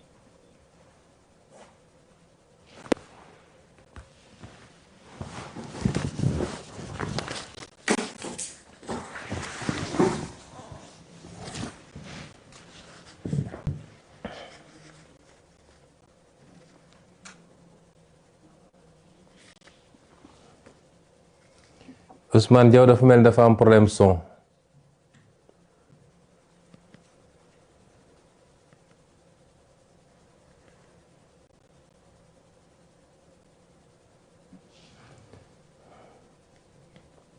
effectivement Ousmane boo mënee tijji sa micro.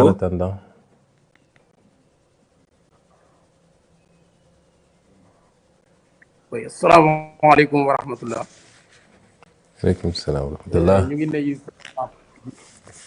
di jaaree moom nuyu àdduna wërngal yëpp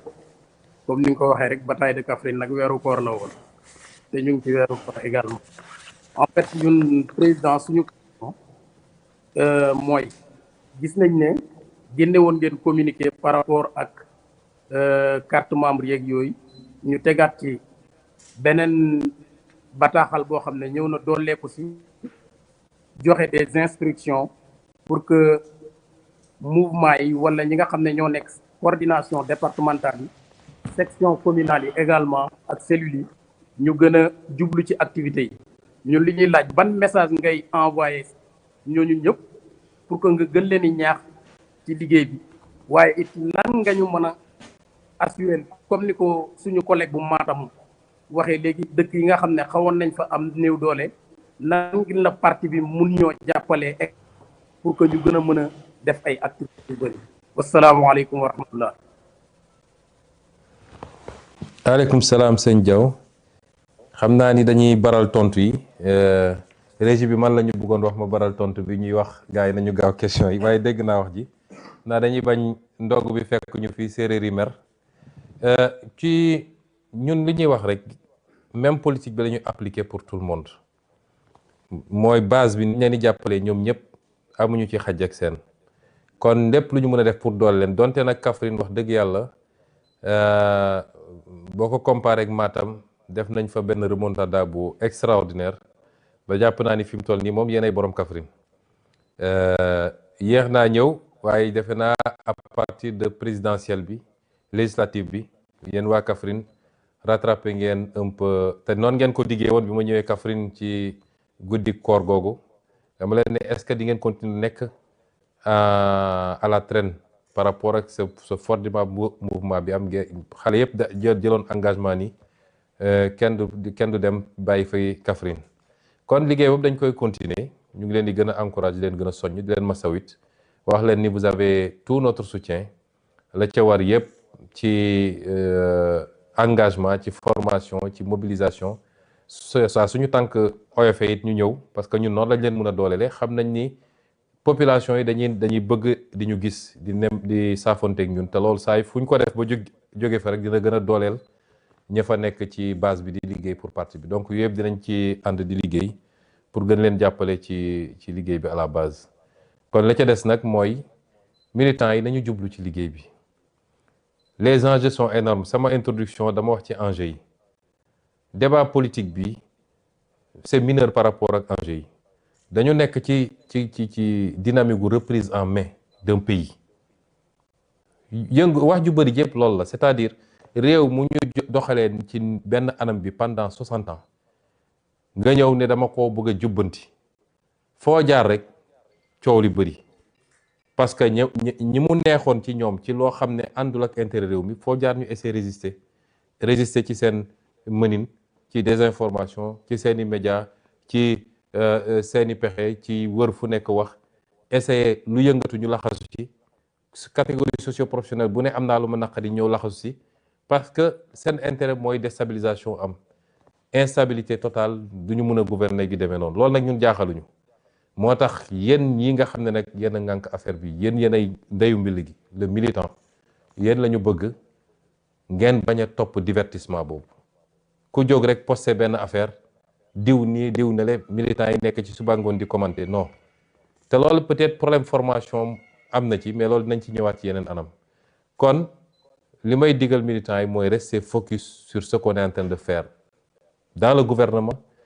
gën ko vulgariser rester focus sur directive yi ñu joxe dans le parti nekk ci base bi di liggéey au moment où tous les autres sont à Dakar en train de dormir parce que gisu leen kenn ci base bi ñiy góorgóorlu sax naan dañuy dem defi tournée bu ñu demee kenn du yëg ni tournée am na ndax kenn génnul te gàttanu leen kon ñi am potentiel boobu nekk leen ci loolu te bañ a topp divertissement yi ak distraction yi kon ñu jël question bi ci tegu.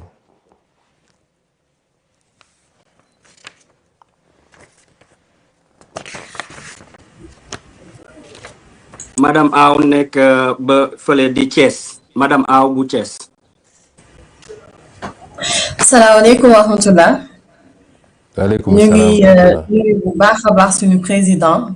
di profité di la àq ci koor gi di réitérer suñu tout notre engagement et notre détermination di renouveler suñu confiance et di renouveler également suñu serment d'allégeance. Question bi ñu bëggoon poser bëggoon nañ xam le parti est-ce qu'il prévoit un mécanisme pour recueillir les préoccupations, les différentes préoccupations de la base et surtout de pouvoir instaurer une communication franche et rassurante entre les responsables et les militants afin d'avoir un impact positif sur les sympathisants, mais aussi sur le peuple sénégalais. Di wax nak président amal nga bor boo xamante ne waa Thiès donc lépp loo maanaam mbir yëpp mën nañ la ko baal ba mu des bor boobu mooy nemmeeku tur bu mujj bi dañoo da ngeen ñëw ba Tiwaawan waa Thiès yëpp préparé wu di xaar ñu dagg ko fa donc ñuy ñaan yàlla mottali yéene boobu ba ñu mën na accueillir biir Thiès. Merci beaucoup président. jërëjëf madame Aw ñu ngi leen di gërëm di nuyu waa Thiès yëpp leen ziar nemmeeku tur ba moom yéen xam ngeen la ci xew defe naa ba ñuy nekk ci étape Tiwaawan la ñu jël ki doon organiser nemmeeku tur bi Fadilu ne ko rëpp ci kaso bi ca la traque ba dëgg takarnaase ba fi mujjee waaye doon suñu coobare te niñ ko waxee rek fépp ci Sénégal bëgg nañ fa def nemmeeku tur te dinañ ci góorgóorlu Thiès nag du priorité ndax Thiès duñ fa gëj te am ngeen ay atu yoo xam ne macha allah te jege na Ndakaaru saa ngeen ñu bëggee gis ñu alors que tey soo jëloon Goudiri wala nga jël Saraya wala yu demee noonu foofu la gën a jafe donc ñooñu la ñuy essayer njëkk nemmeeku doog a ñëw nag ci kii bi communication bi li nga wax moo tax tey ma def lu mel nii parce que soo nee les responsables je crois que le premier responsable mooy man mi te xam naa ni léeg-léeg nit ñi dinañu xaw a jàmbat ñàkk a am possibilité communiquer directement ak ñun bu weesoo sama jëmm nag ñun instruction bi ñuy jox tout le temps les responsables mooy ñun rester collés pas seulement sax au parti mais aux populations de manière générale di waxtaan ak ñoom di leen dégg di leen déglu di leen expliquer li ñuy def parce que loolu mooy permettre tout le temps ñu am cette compréhension mutuelle bu ñuy permettre ñu mën a dérouler li ñuy dérouler en toute sérénité kon les mécanismes certes on va les améliorer mais je crois que ñu ngi def effort yu bëri pour communication bi te kenn ku nekk nag niveau bi nga toll ki jiite cellule dafa war a communiquer ak ñi nekk ci cellule bi ki jiite section noonu coordination ba ca kaw loolu la ñuy sant nit ñi tout le temps et dinañ ci gën a góorgóor gën ko formaliser parce que parti bi léegi dafa yàlla dañoo may nag ñu ngi koy sant yàlla parti bi dafa njaboot dafa yaatu kon ni nga ko doon gérer ba ngay nekk 2015 bokkul ak ni nga koy gérer bi nga nekkee ci jamono ji kon loolu dinañ ci gën a góorgóorlu bu baax a baax ñu ngi leen di gërëm di jël question bi ci tegu.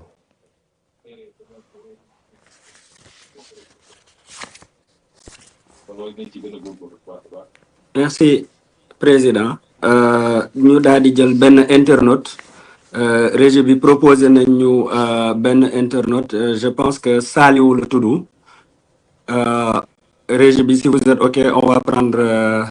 Saliou.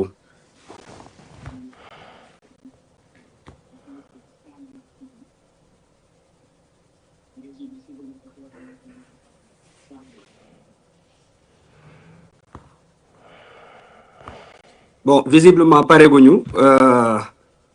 donc on va aller à Saint-Louis dañuy dem Ndar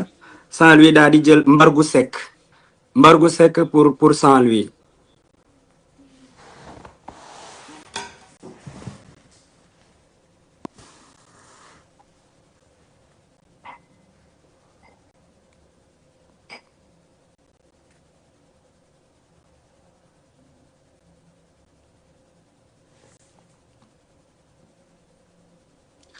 Saliou mën nga tijji sa micro Saliou mën nga tijji sa micro. Dans le département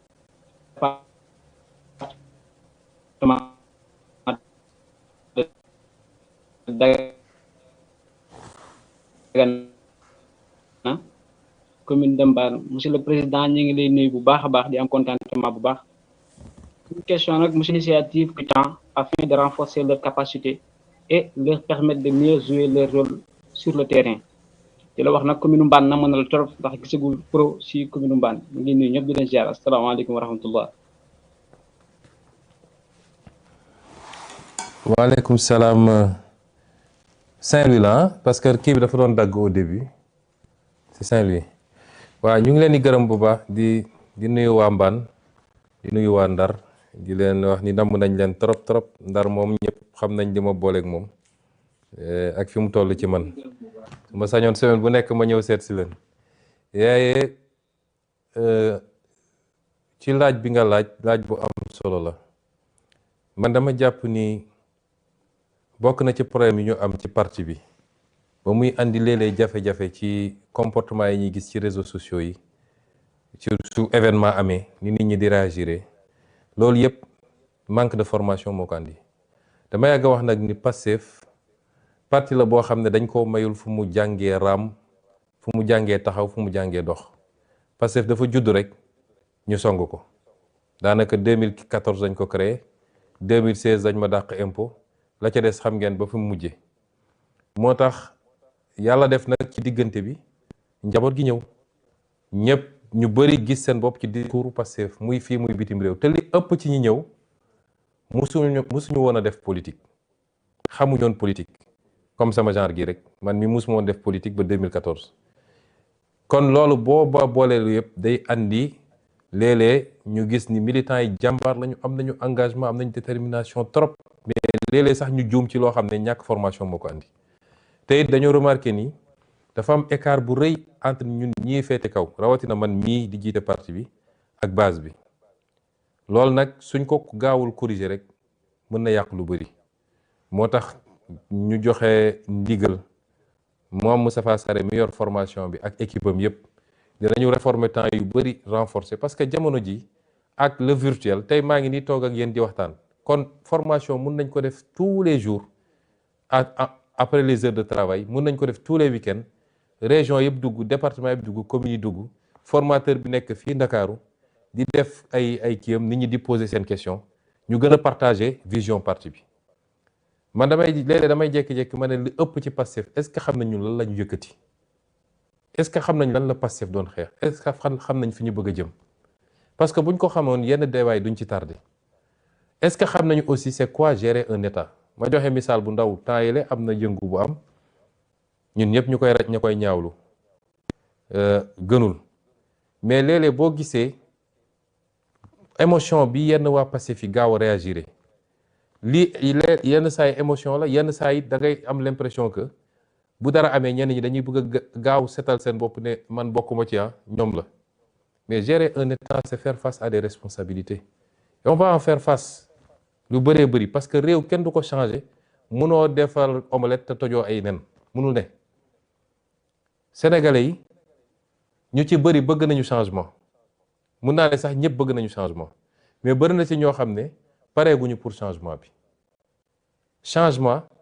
tant que mi ngi concerné ñeneen dañ lay tàccu ne la bravo mais boo egsee si ñoom rek ñu ne la déet du fi amee loolu mooy Sénégal nit ñi bëgg nañu changement xam nañ li fi ne du yoon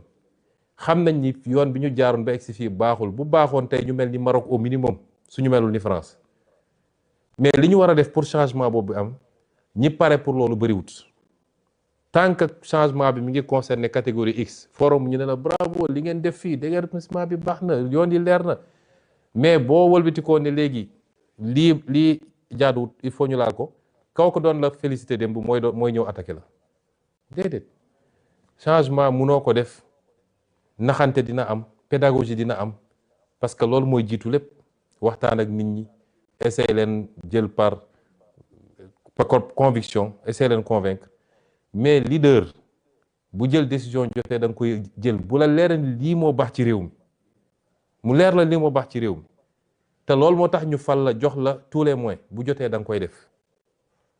mais léeg-léeg nga poser acte rek boo moy les militants yi sax ñoo njëkk a jóg ku nekk te xamuñu le fond de l'affaire xamuñu ko maîtriser wuñu ko loolu yëpp ñàkk formation la moo tax faw ñu jublu ci formation bi mun nañ ko def lu bëri en ligne am na yoo xam dina laaj déplacement ñu def ko mais il faut ñu gaaw ci formation bi kuréel tam bu ñu àndee damay wax toujours ni nit ñi dañoo war a xam ni étape 2021 2023 weesu na loolu du woon Pastef dafa ñëw ci xam-xam di wax xam-xam man mi ko jiite bind naa 3 livres balaa 2021 3 livres wax sama gis-gis ci réew mi vision wax sama li xew ci pétrole beeg gaz bi te loolu yëpp mi ngi feeñ wax li ma gis ci décentralisation nag lañ ko war a doxalee saa yu ma taxawaan assemblée wax ji mën na dëgër waaye xam-xam rek laa fa daan wax joxe ay chiffres joxe ay faits ba keroog ñu xam ni ñii buñ leen teewul du sotti ñu pexeel ñu ci la Pastef doogu dugg ci xeex waaye jóg di xeex du loolu du ADN Pastef nekk ci réseau yi di xuloo di daggasante ak yooyu loolu du ADN Pastef donte nag buñ la attaqué man la ma leen yàgg a wax bu leen tooñ bu leen attaqué bu leen saaga waaye ku leen attaqué am ngeen sañ-sañu riposter chaque jour ma répété ko mais bu ñu perte beaucoup de temps ci loolu laaj nañu ba ñu jox ñu léegi nañu jublu ci liggéey bi ngeen accompagner la communication du gouvernement mbir bu amee nu mu ñagas xaar leen ba am la version officielle parce que rek nit boo àndeek moom xam ki mu doon xam nga ni war du nit buy tooñ xam nga du nit boo xam ne am aussi day jël doole di ko jaay nit ñi kon bu dara amee xaaral ba xam li xew yooyu yëpp nag ci formation ak les politiques publiques qu'on est en train de développer la gestion de l'État les ruptures que nous sommes en train d'impulser yooyu yëpp il faut ñu former ci militant bi su ma nee militant nag militant yëpp chauffeur taxi beeg mareyeur beeg maçon beeg docteur en droit bi ñoo ci yem il faut que ñu liggéey ci formation boobu te laaj na aussi participation massive de la base engagement de la base pour mën ci am résultat bi ñu bëgg ma jël question bi ci tegu.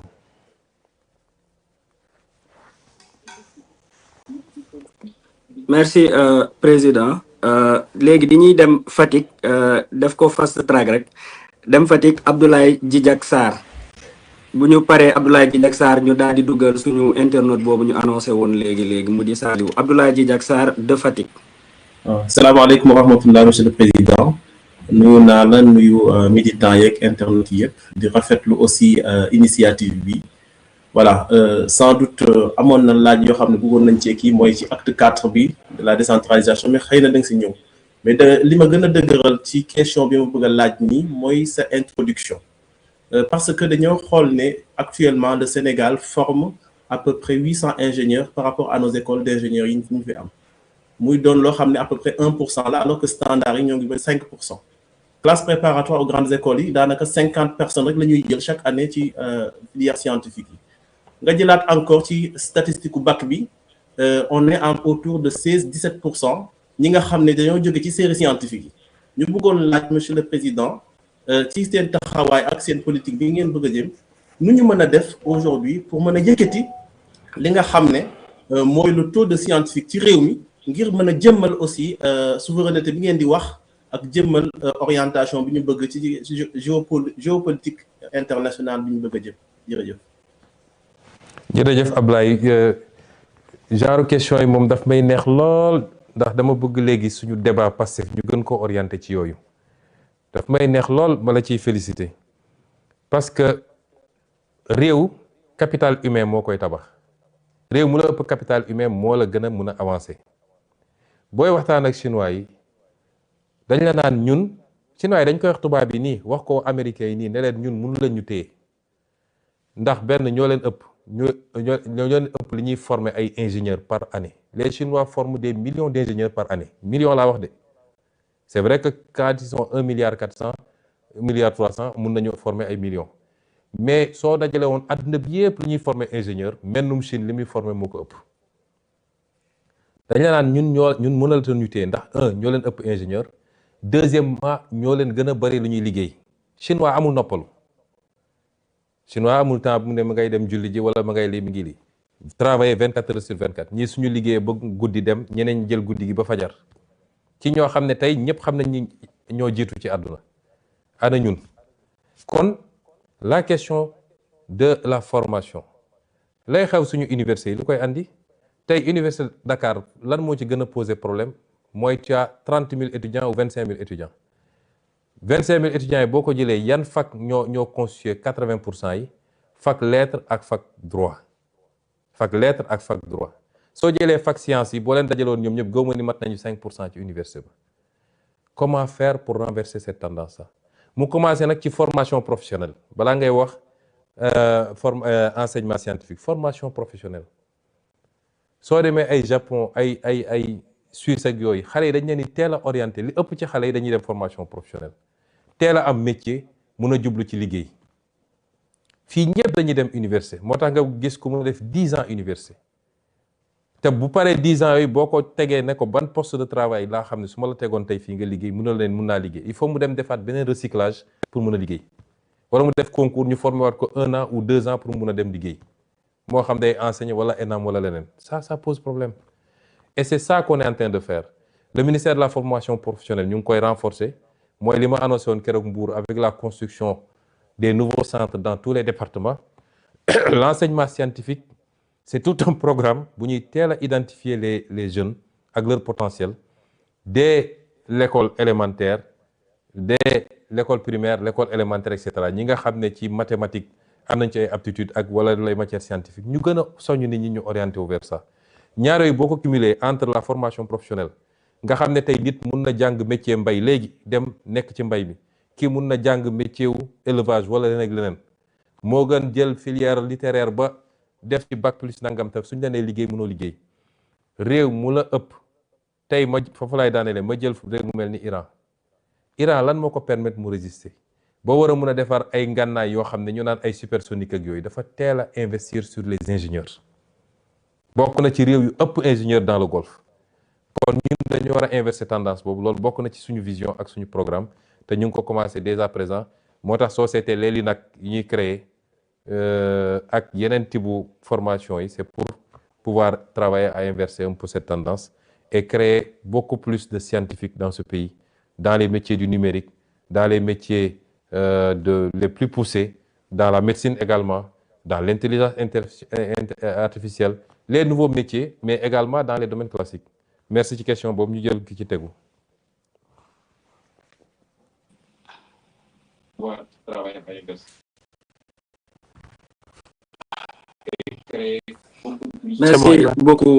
Merci beaucoup président. Je pense que comme nous l'avons annoncé tout à l'heure, on va donner la parole à un internaute, Saliou. Bu Saliou paré rek ñu daal di dem ci diaspora bi comme ça ñu épuiser 3 à 4 questions yi ñu déssé. Saliou, vous avez la parole.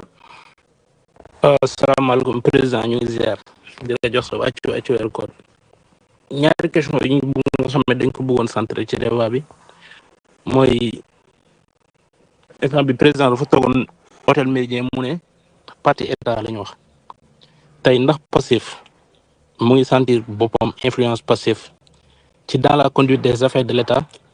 et les orientations stratégiques gouvernement bi nga xam ne dañ ko war a doxal loolu Pastef président dafa mos a toog mu ne dafa war a nekk au cœur de l'État maanaam mooy état parti beneen laaj bi mooy taxawaay bi nga xam ne moom la premier ministre bi am ci gouvernement bi en tant que président Pastef loolu dafa war a nekk dans la continuité ak yan facteur la am ak influence ci primature bi nga xam ne dañ ko war a nekk dans la continuité comme leer nañu suñu président parti il va rester toujours à la tête de ce gouvernement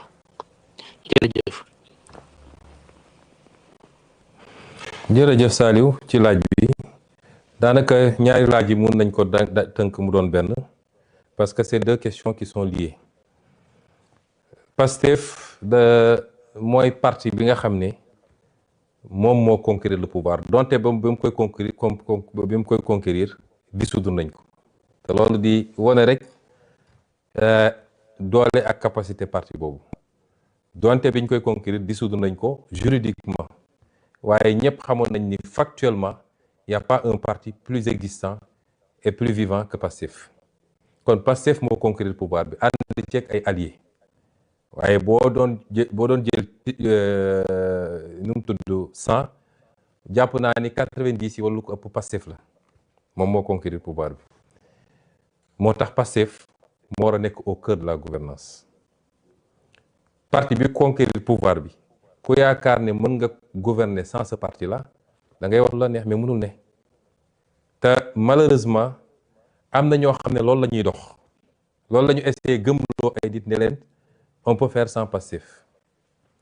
Pastef est au cœur de la gouvernance par ñi nga xam ne moo ŋànk nguur gi parce que ki jiite réew mi di président Diomaye ba léegi dafa revendiquer ni Pastef la bokk loolu la revendiquer kii premier ministre moo jiite Pastef li ëpp ci ministre yi Pastef la ñu bokk député ya la ci ëpp Pastef la ñu plus de 80% de l'Assemblée Pastef lañu kon loolu kan moo xalaat ni mën nañu gouverner réew mi sans Pastef moo des nag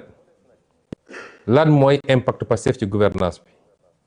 man de tant que je serai Premier ministre la gouvernance va refléter le combat de Pastef xeex bu mu jar nañ ko xeex ci biir la gouvernance va refléter lépp loo xam ne jàpp naa ni lii bokkul ak di taxaw ñuy xeex dinaa ne déet ba tëdd ci suuf te su ma ko mënee bloqué ko su ma ko mënee delloo ko tant que je serai Premier ministre moo tax ma ne ñaari dafa lënkaloo lan mooy avenir u Ousmane Sonko dans le gouvernement man je vous ai toujours dit que je ne me focalise pas sur un poste particulier am na ñoo xam ne tey su bëggoon jot li ñuy dox mooy nu ñuy fexee ba Ousmane Sonko bañ a nekkati Premier ministre parce que fi léegi maa ngi fi la ñu bëgg mu yomb ci ñoom ay lobby la ay ba ci suñu biir ma wax leen ko am na ñoo xam ne tey seen pexe su wangoor mu doon jot mooy dañuy dem sax di déyaate di wax lu ne waaye nañu fexe moom comme affaire am dafa métti mbir mi dafa dëgër et cetera dafa mel ni moom mooy président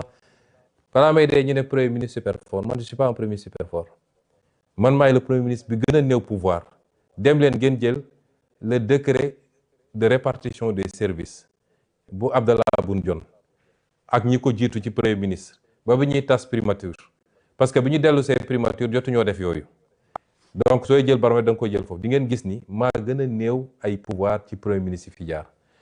bëri na ay services yoo xam ne mi nga woon primature tey ma nga présidence de la République réclamé moo ko parce que man xëccoo ma pouvoir la primature n'est pas forte parce que dañ maa jox ay super pouvoir la primature est forte parce que man maa fa nekk dafa am loo xam ne je le dis avec toute l'humilité nit ki ni ngay solee yére bi ñu la ñawal mooy jox valeur yére boobu man awma plus de pouvoir que premier ministre fi jaaroon ñoom ñoo ma ëppoon pouvoir dans les textes waaye man lu may def dama koy mat ba mu mat sëkk man duma koo xam ne dañ lay jox nga nekk fii di damay los ak oui monsieur nangam déedéet damay def li ma war a def président jox naa ko cër ba mu mat sëkk moom mooy président de la république lu mu wax ma ne ko son excellence monsieur le président de la république waaye ni mu amee ay pouvoir ci constitution noonu la amee ay pouvoir ci constitution man tam nit ñi dañoo foog ni premier ministre benn appendice la déedéet constitution da ko jox pouvoir il est le chef de l'administration il est le chef du gouvernement et il conduit la politique de la nation loolu kan moo ko ëpp cër lenn moo ci des mooy président moo yor décret mooy nommé bis bu ma wooyee ne ma bëggatuma nga nekk premier ministre ma dellu toog mais je suis le premier ministre du Sénégal te dama koy xool leen premier ministre France wala feneen ak feneen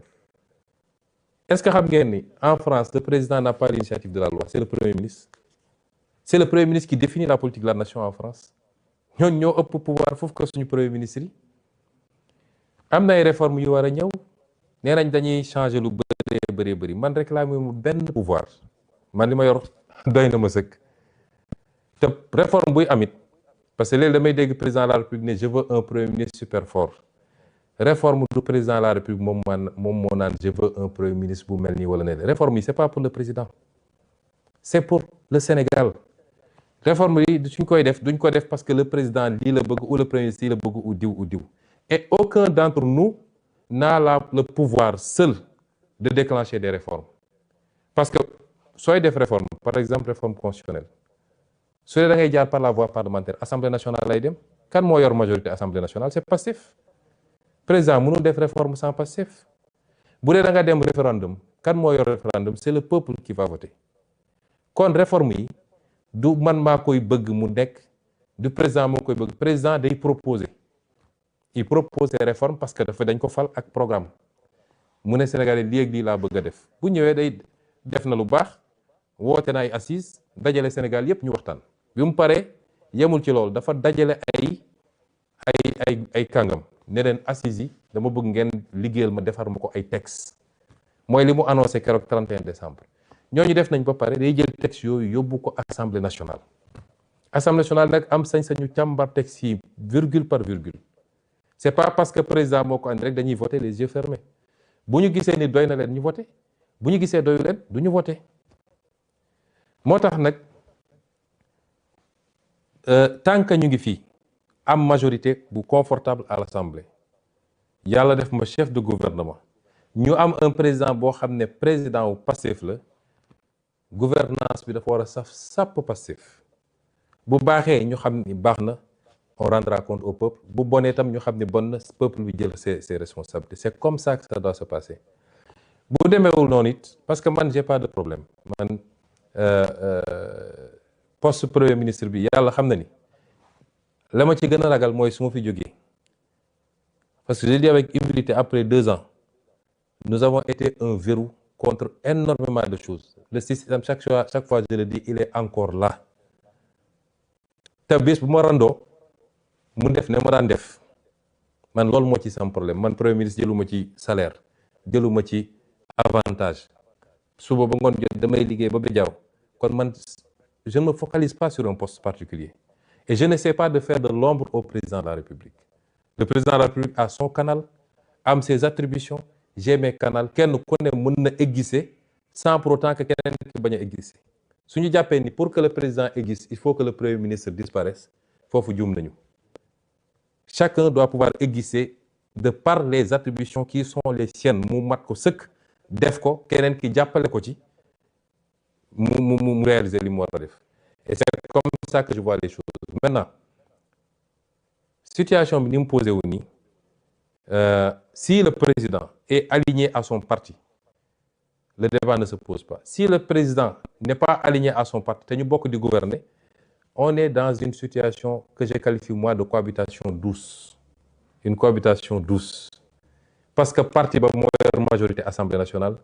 moom jusqu'à preuve du contraire moo yor premier ministre ba keroog président ne premier ministre bëggatuma. Kon suñu demoon ba bokkuñu gis-gis ñu war a yore réew mi, on est dans une cohabitation douce, raisonnable et raisonnée. Suñuy contradiction ñu koy gérer, d'essayer seet li nga xam ne mooy les convergences ñu dem. Bu rupture amee, on sera soit dans une cohabitation beaucoup plus corsée, ou bien Pastef redevient un parti d'opposition. Pastef amul problème ci lenn ci loolu. Mooy li ma wax rek à l'entame de mon propos. Pastef est à l'aise dans sa posture, dans la posture qui est la sienne. Parce que Pastef est quitte avec sa conscience. Fi mu waroon jaar ak ñëpp jaar na ko fa. Kon mon avenir dans le gouvernement n'est pas le plus important. La ma ci ragal mooy conséquences dommageables yenn situation yi mën a am ci mandat bi nga xam ne c'est un mandat important. Ñu hérité d'un pays extrêmement difficile, d'un héritage catastrophique. Ñu waroon takk suñu ndigg ñun ñëpp war a bañ a wone benn signe de dissension entre nous. Te population yi xaaruñu loolu ci ñun. Mais si on nous amène sur certains terrains, on est obligé aussi de gérer. Parce que la ñu xeex ak l'intérêt de ce pays moo mag foofu suñu jëm kenn ku nekk ci ñun. Moo xam président nga tudd lañ la woowee, moo xam premier ministre lañ la woowee, moo xam honorable député, moo xam monsieur le maire. La nga xam ne moo taxaw ñu xeex ba ay bakkan rot ci moo ëpp jëmm yooyu foofu moo ëpp sax république bi. Parce que république dafa war a nekk au service de cette vision et de cette cause pour qu'on réalise ce qu'on doit réaliser pour le peuple sénégalais. Ma jël question bi ci tegu.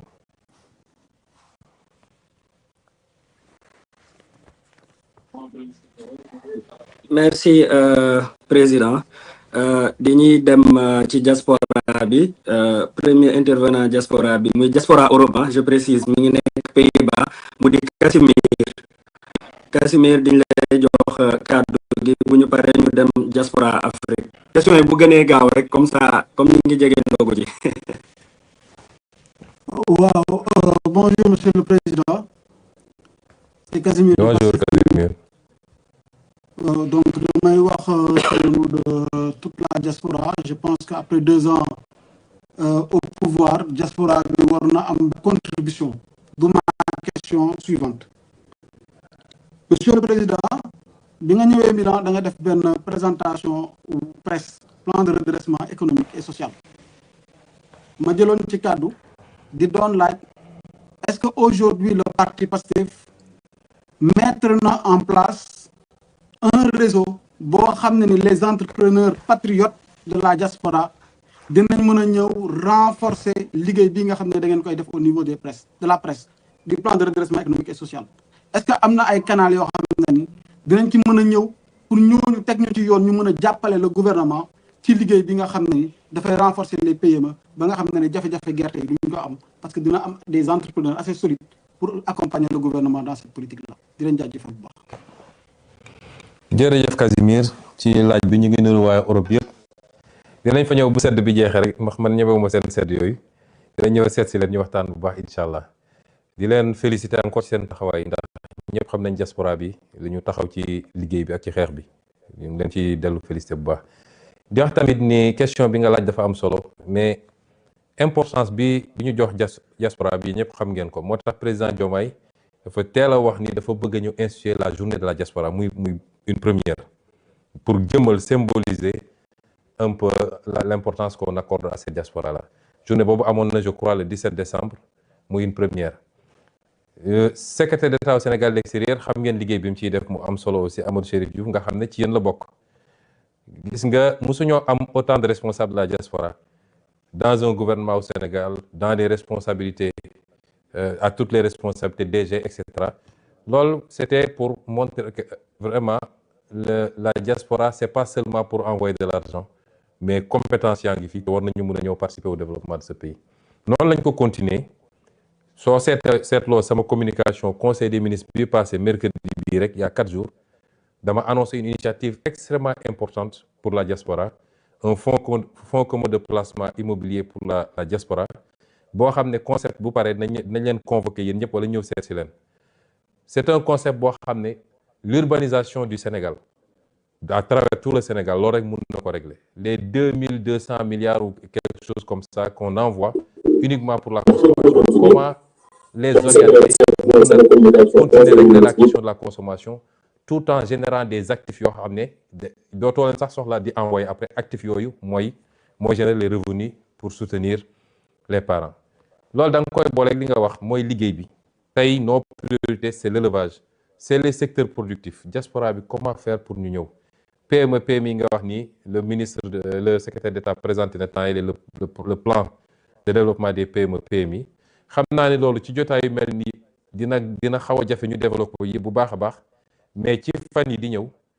y aura une grande offensive boo xam ne dinañ ñëw présenter leen des choses très concrètes su dee nag ci biir parti bi am na lu ma fi taxaw loo xam ne ci réunion bureau politique wax naa ko mettre en place benn kuréel boo xam ne liggéey nañ ci ak ñu bëri ñoo xam ne am nañ ci expérience parce que ñi doon gérer ay structures yoo xam ne ci loolu la jëm pour que ñu xool donte ñun njaaxaanaay la ñu tëddee nous sommes là pour tous les Sénégalais mais jàpp nañ ni war nañoo mën a am nu ñu organiser ba les militants et les militantes d'ici la diaspora qui veulent entreprendre parti bi teel leen détecter mun a recenser leur projet accompagner leen ci formation orienter leen fi ñu war a dem loolu am na lu ñu taxawal loo xam ne spécifiquement pour ça la au sein du parti ñi ci bokk mun naa leen lim ñu ci bëri ñu ngi doon gérer ci structure yu mel noonu te jours yi di ñëw xam naa wala semaine yi di ñëw yooyu bokk na ci initiative yu bees yoo xam ne dinañ ko présenter les militants et les militantes pour ñu xool nu ñoom nu ñu gën a mun a dugalee seen loxo ci liggéey bi parce que j'ai tendance à dire que nit mun na def lu ëpp foofu te yorul poste directeur ou directeur général ou ministre mun na def lu ëpp solo fuuf dans la construction du développement te soxlawul titre bu ñu koy signer un mercredi du conseil des ministres yooyu la ñu gën a war a gën a mun a yooyu la ñu bëgg gën a renforcer gën a promouvoir pour le bien de tout le monde. ma jël donc la prochaine question.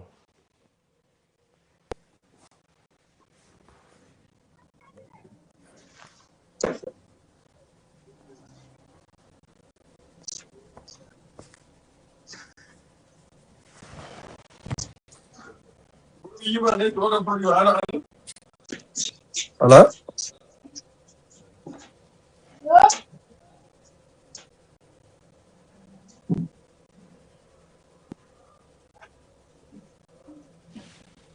Diallo. Merci président. Merci président. Oui. Karamba, vous avez la parole. Non, c'est Karamba Touré.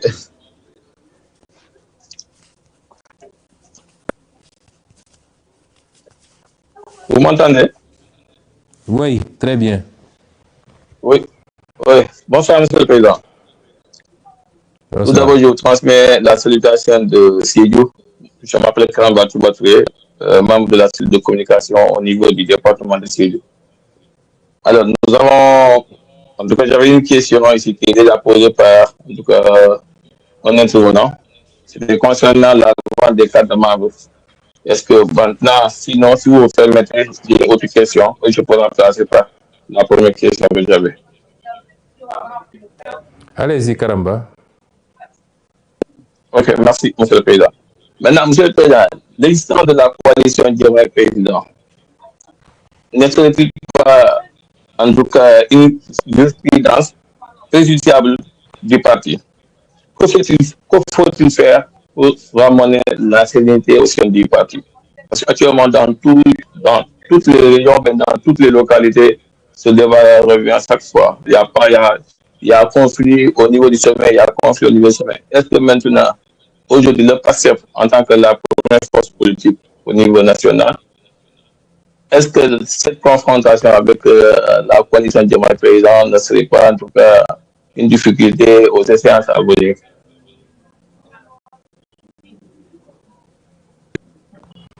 Merci, Karamba. Je crois que j'ai suffisamment répondu à cette question. Il n'y a pas de confrontation entre PASTEF et la coalition que vous citez. Comment il peut y avoir de confrontation? On n'a pas de confrontation. Il faut que les militants de PASTEF defe naa militant PASTEF dañu xamul ñoom li ñu yor dañoo xamul lu ñu yor. Est-ce que coalition boobu bi mu commencé ba léegi dafa am lu mu jël ci PASTEF? Non. Et c'est le lieu de rendre hommage aux militants de PASTEF. Parce que yu mel ni yàgg na fee am te bi mu daan am li bëri ci parti bi dañ daan fàq dem ànd ak ki yor nguur gi mais PASTEF la mës a am kenn bougéwul ni mu amee woon ci jamono Macky Sall nga xam ne am lu ñu deful pour tas parti bi wala xëcc ay nit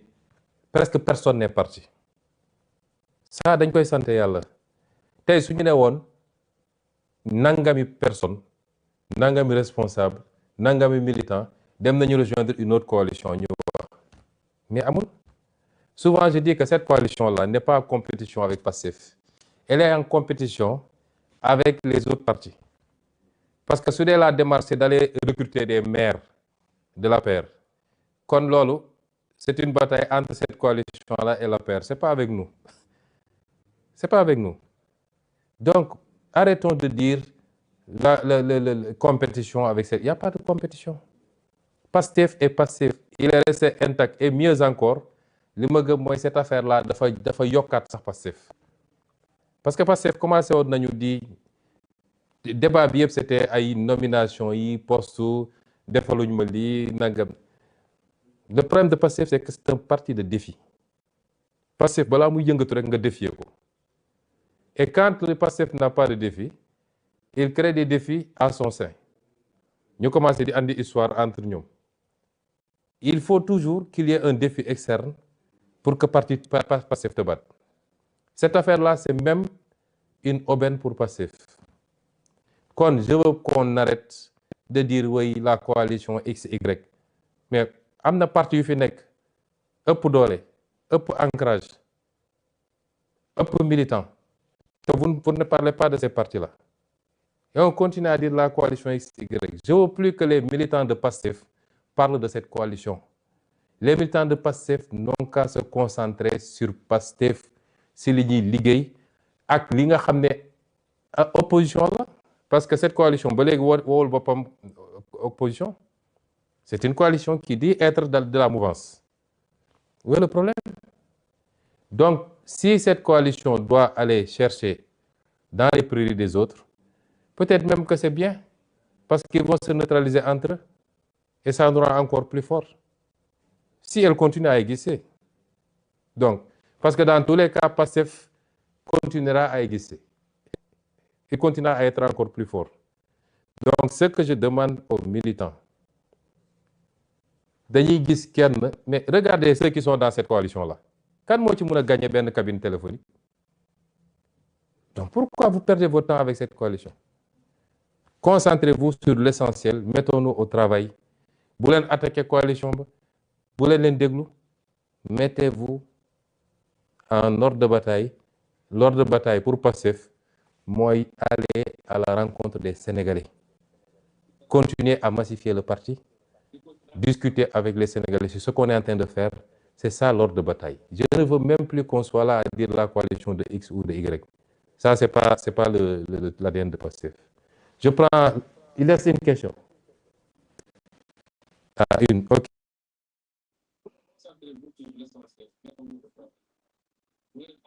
Merci. Merci, Président.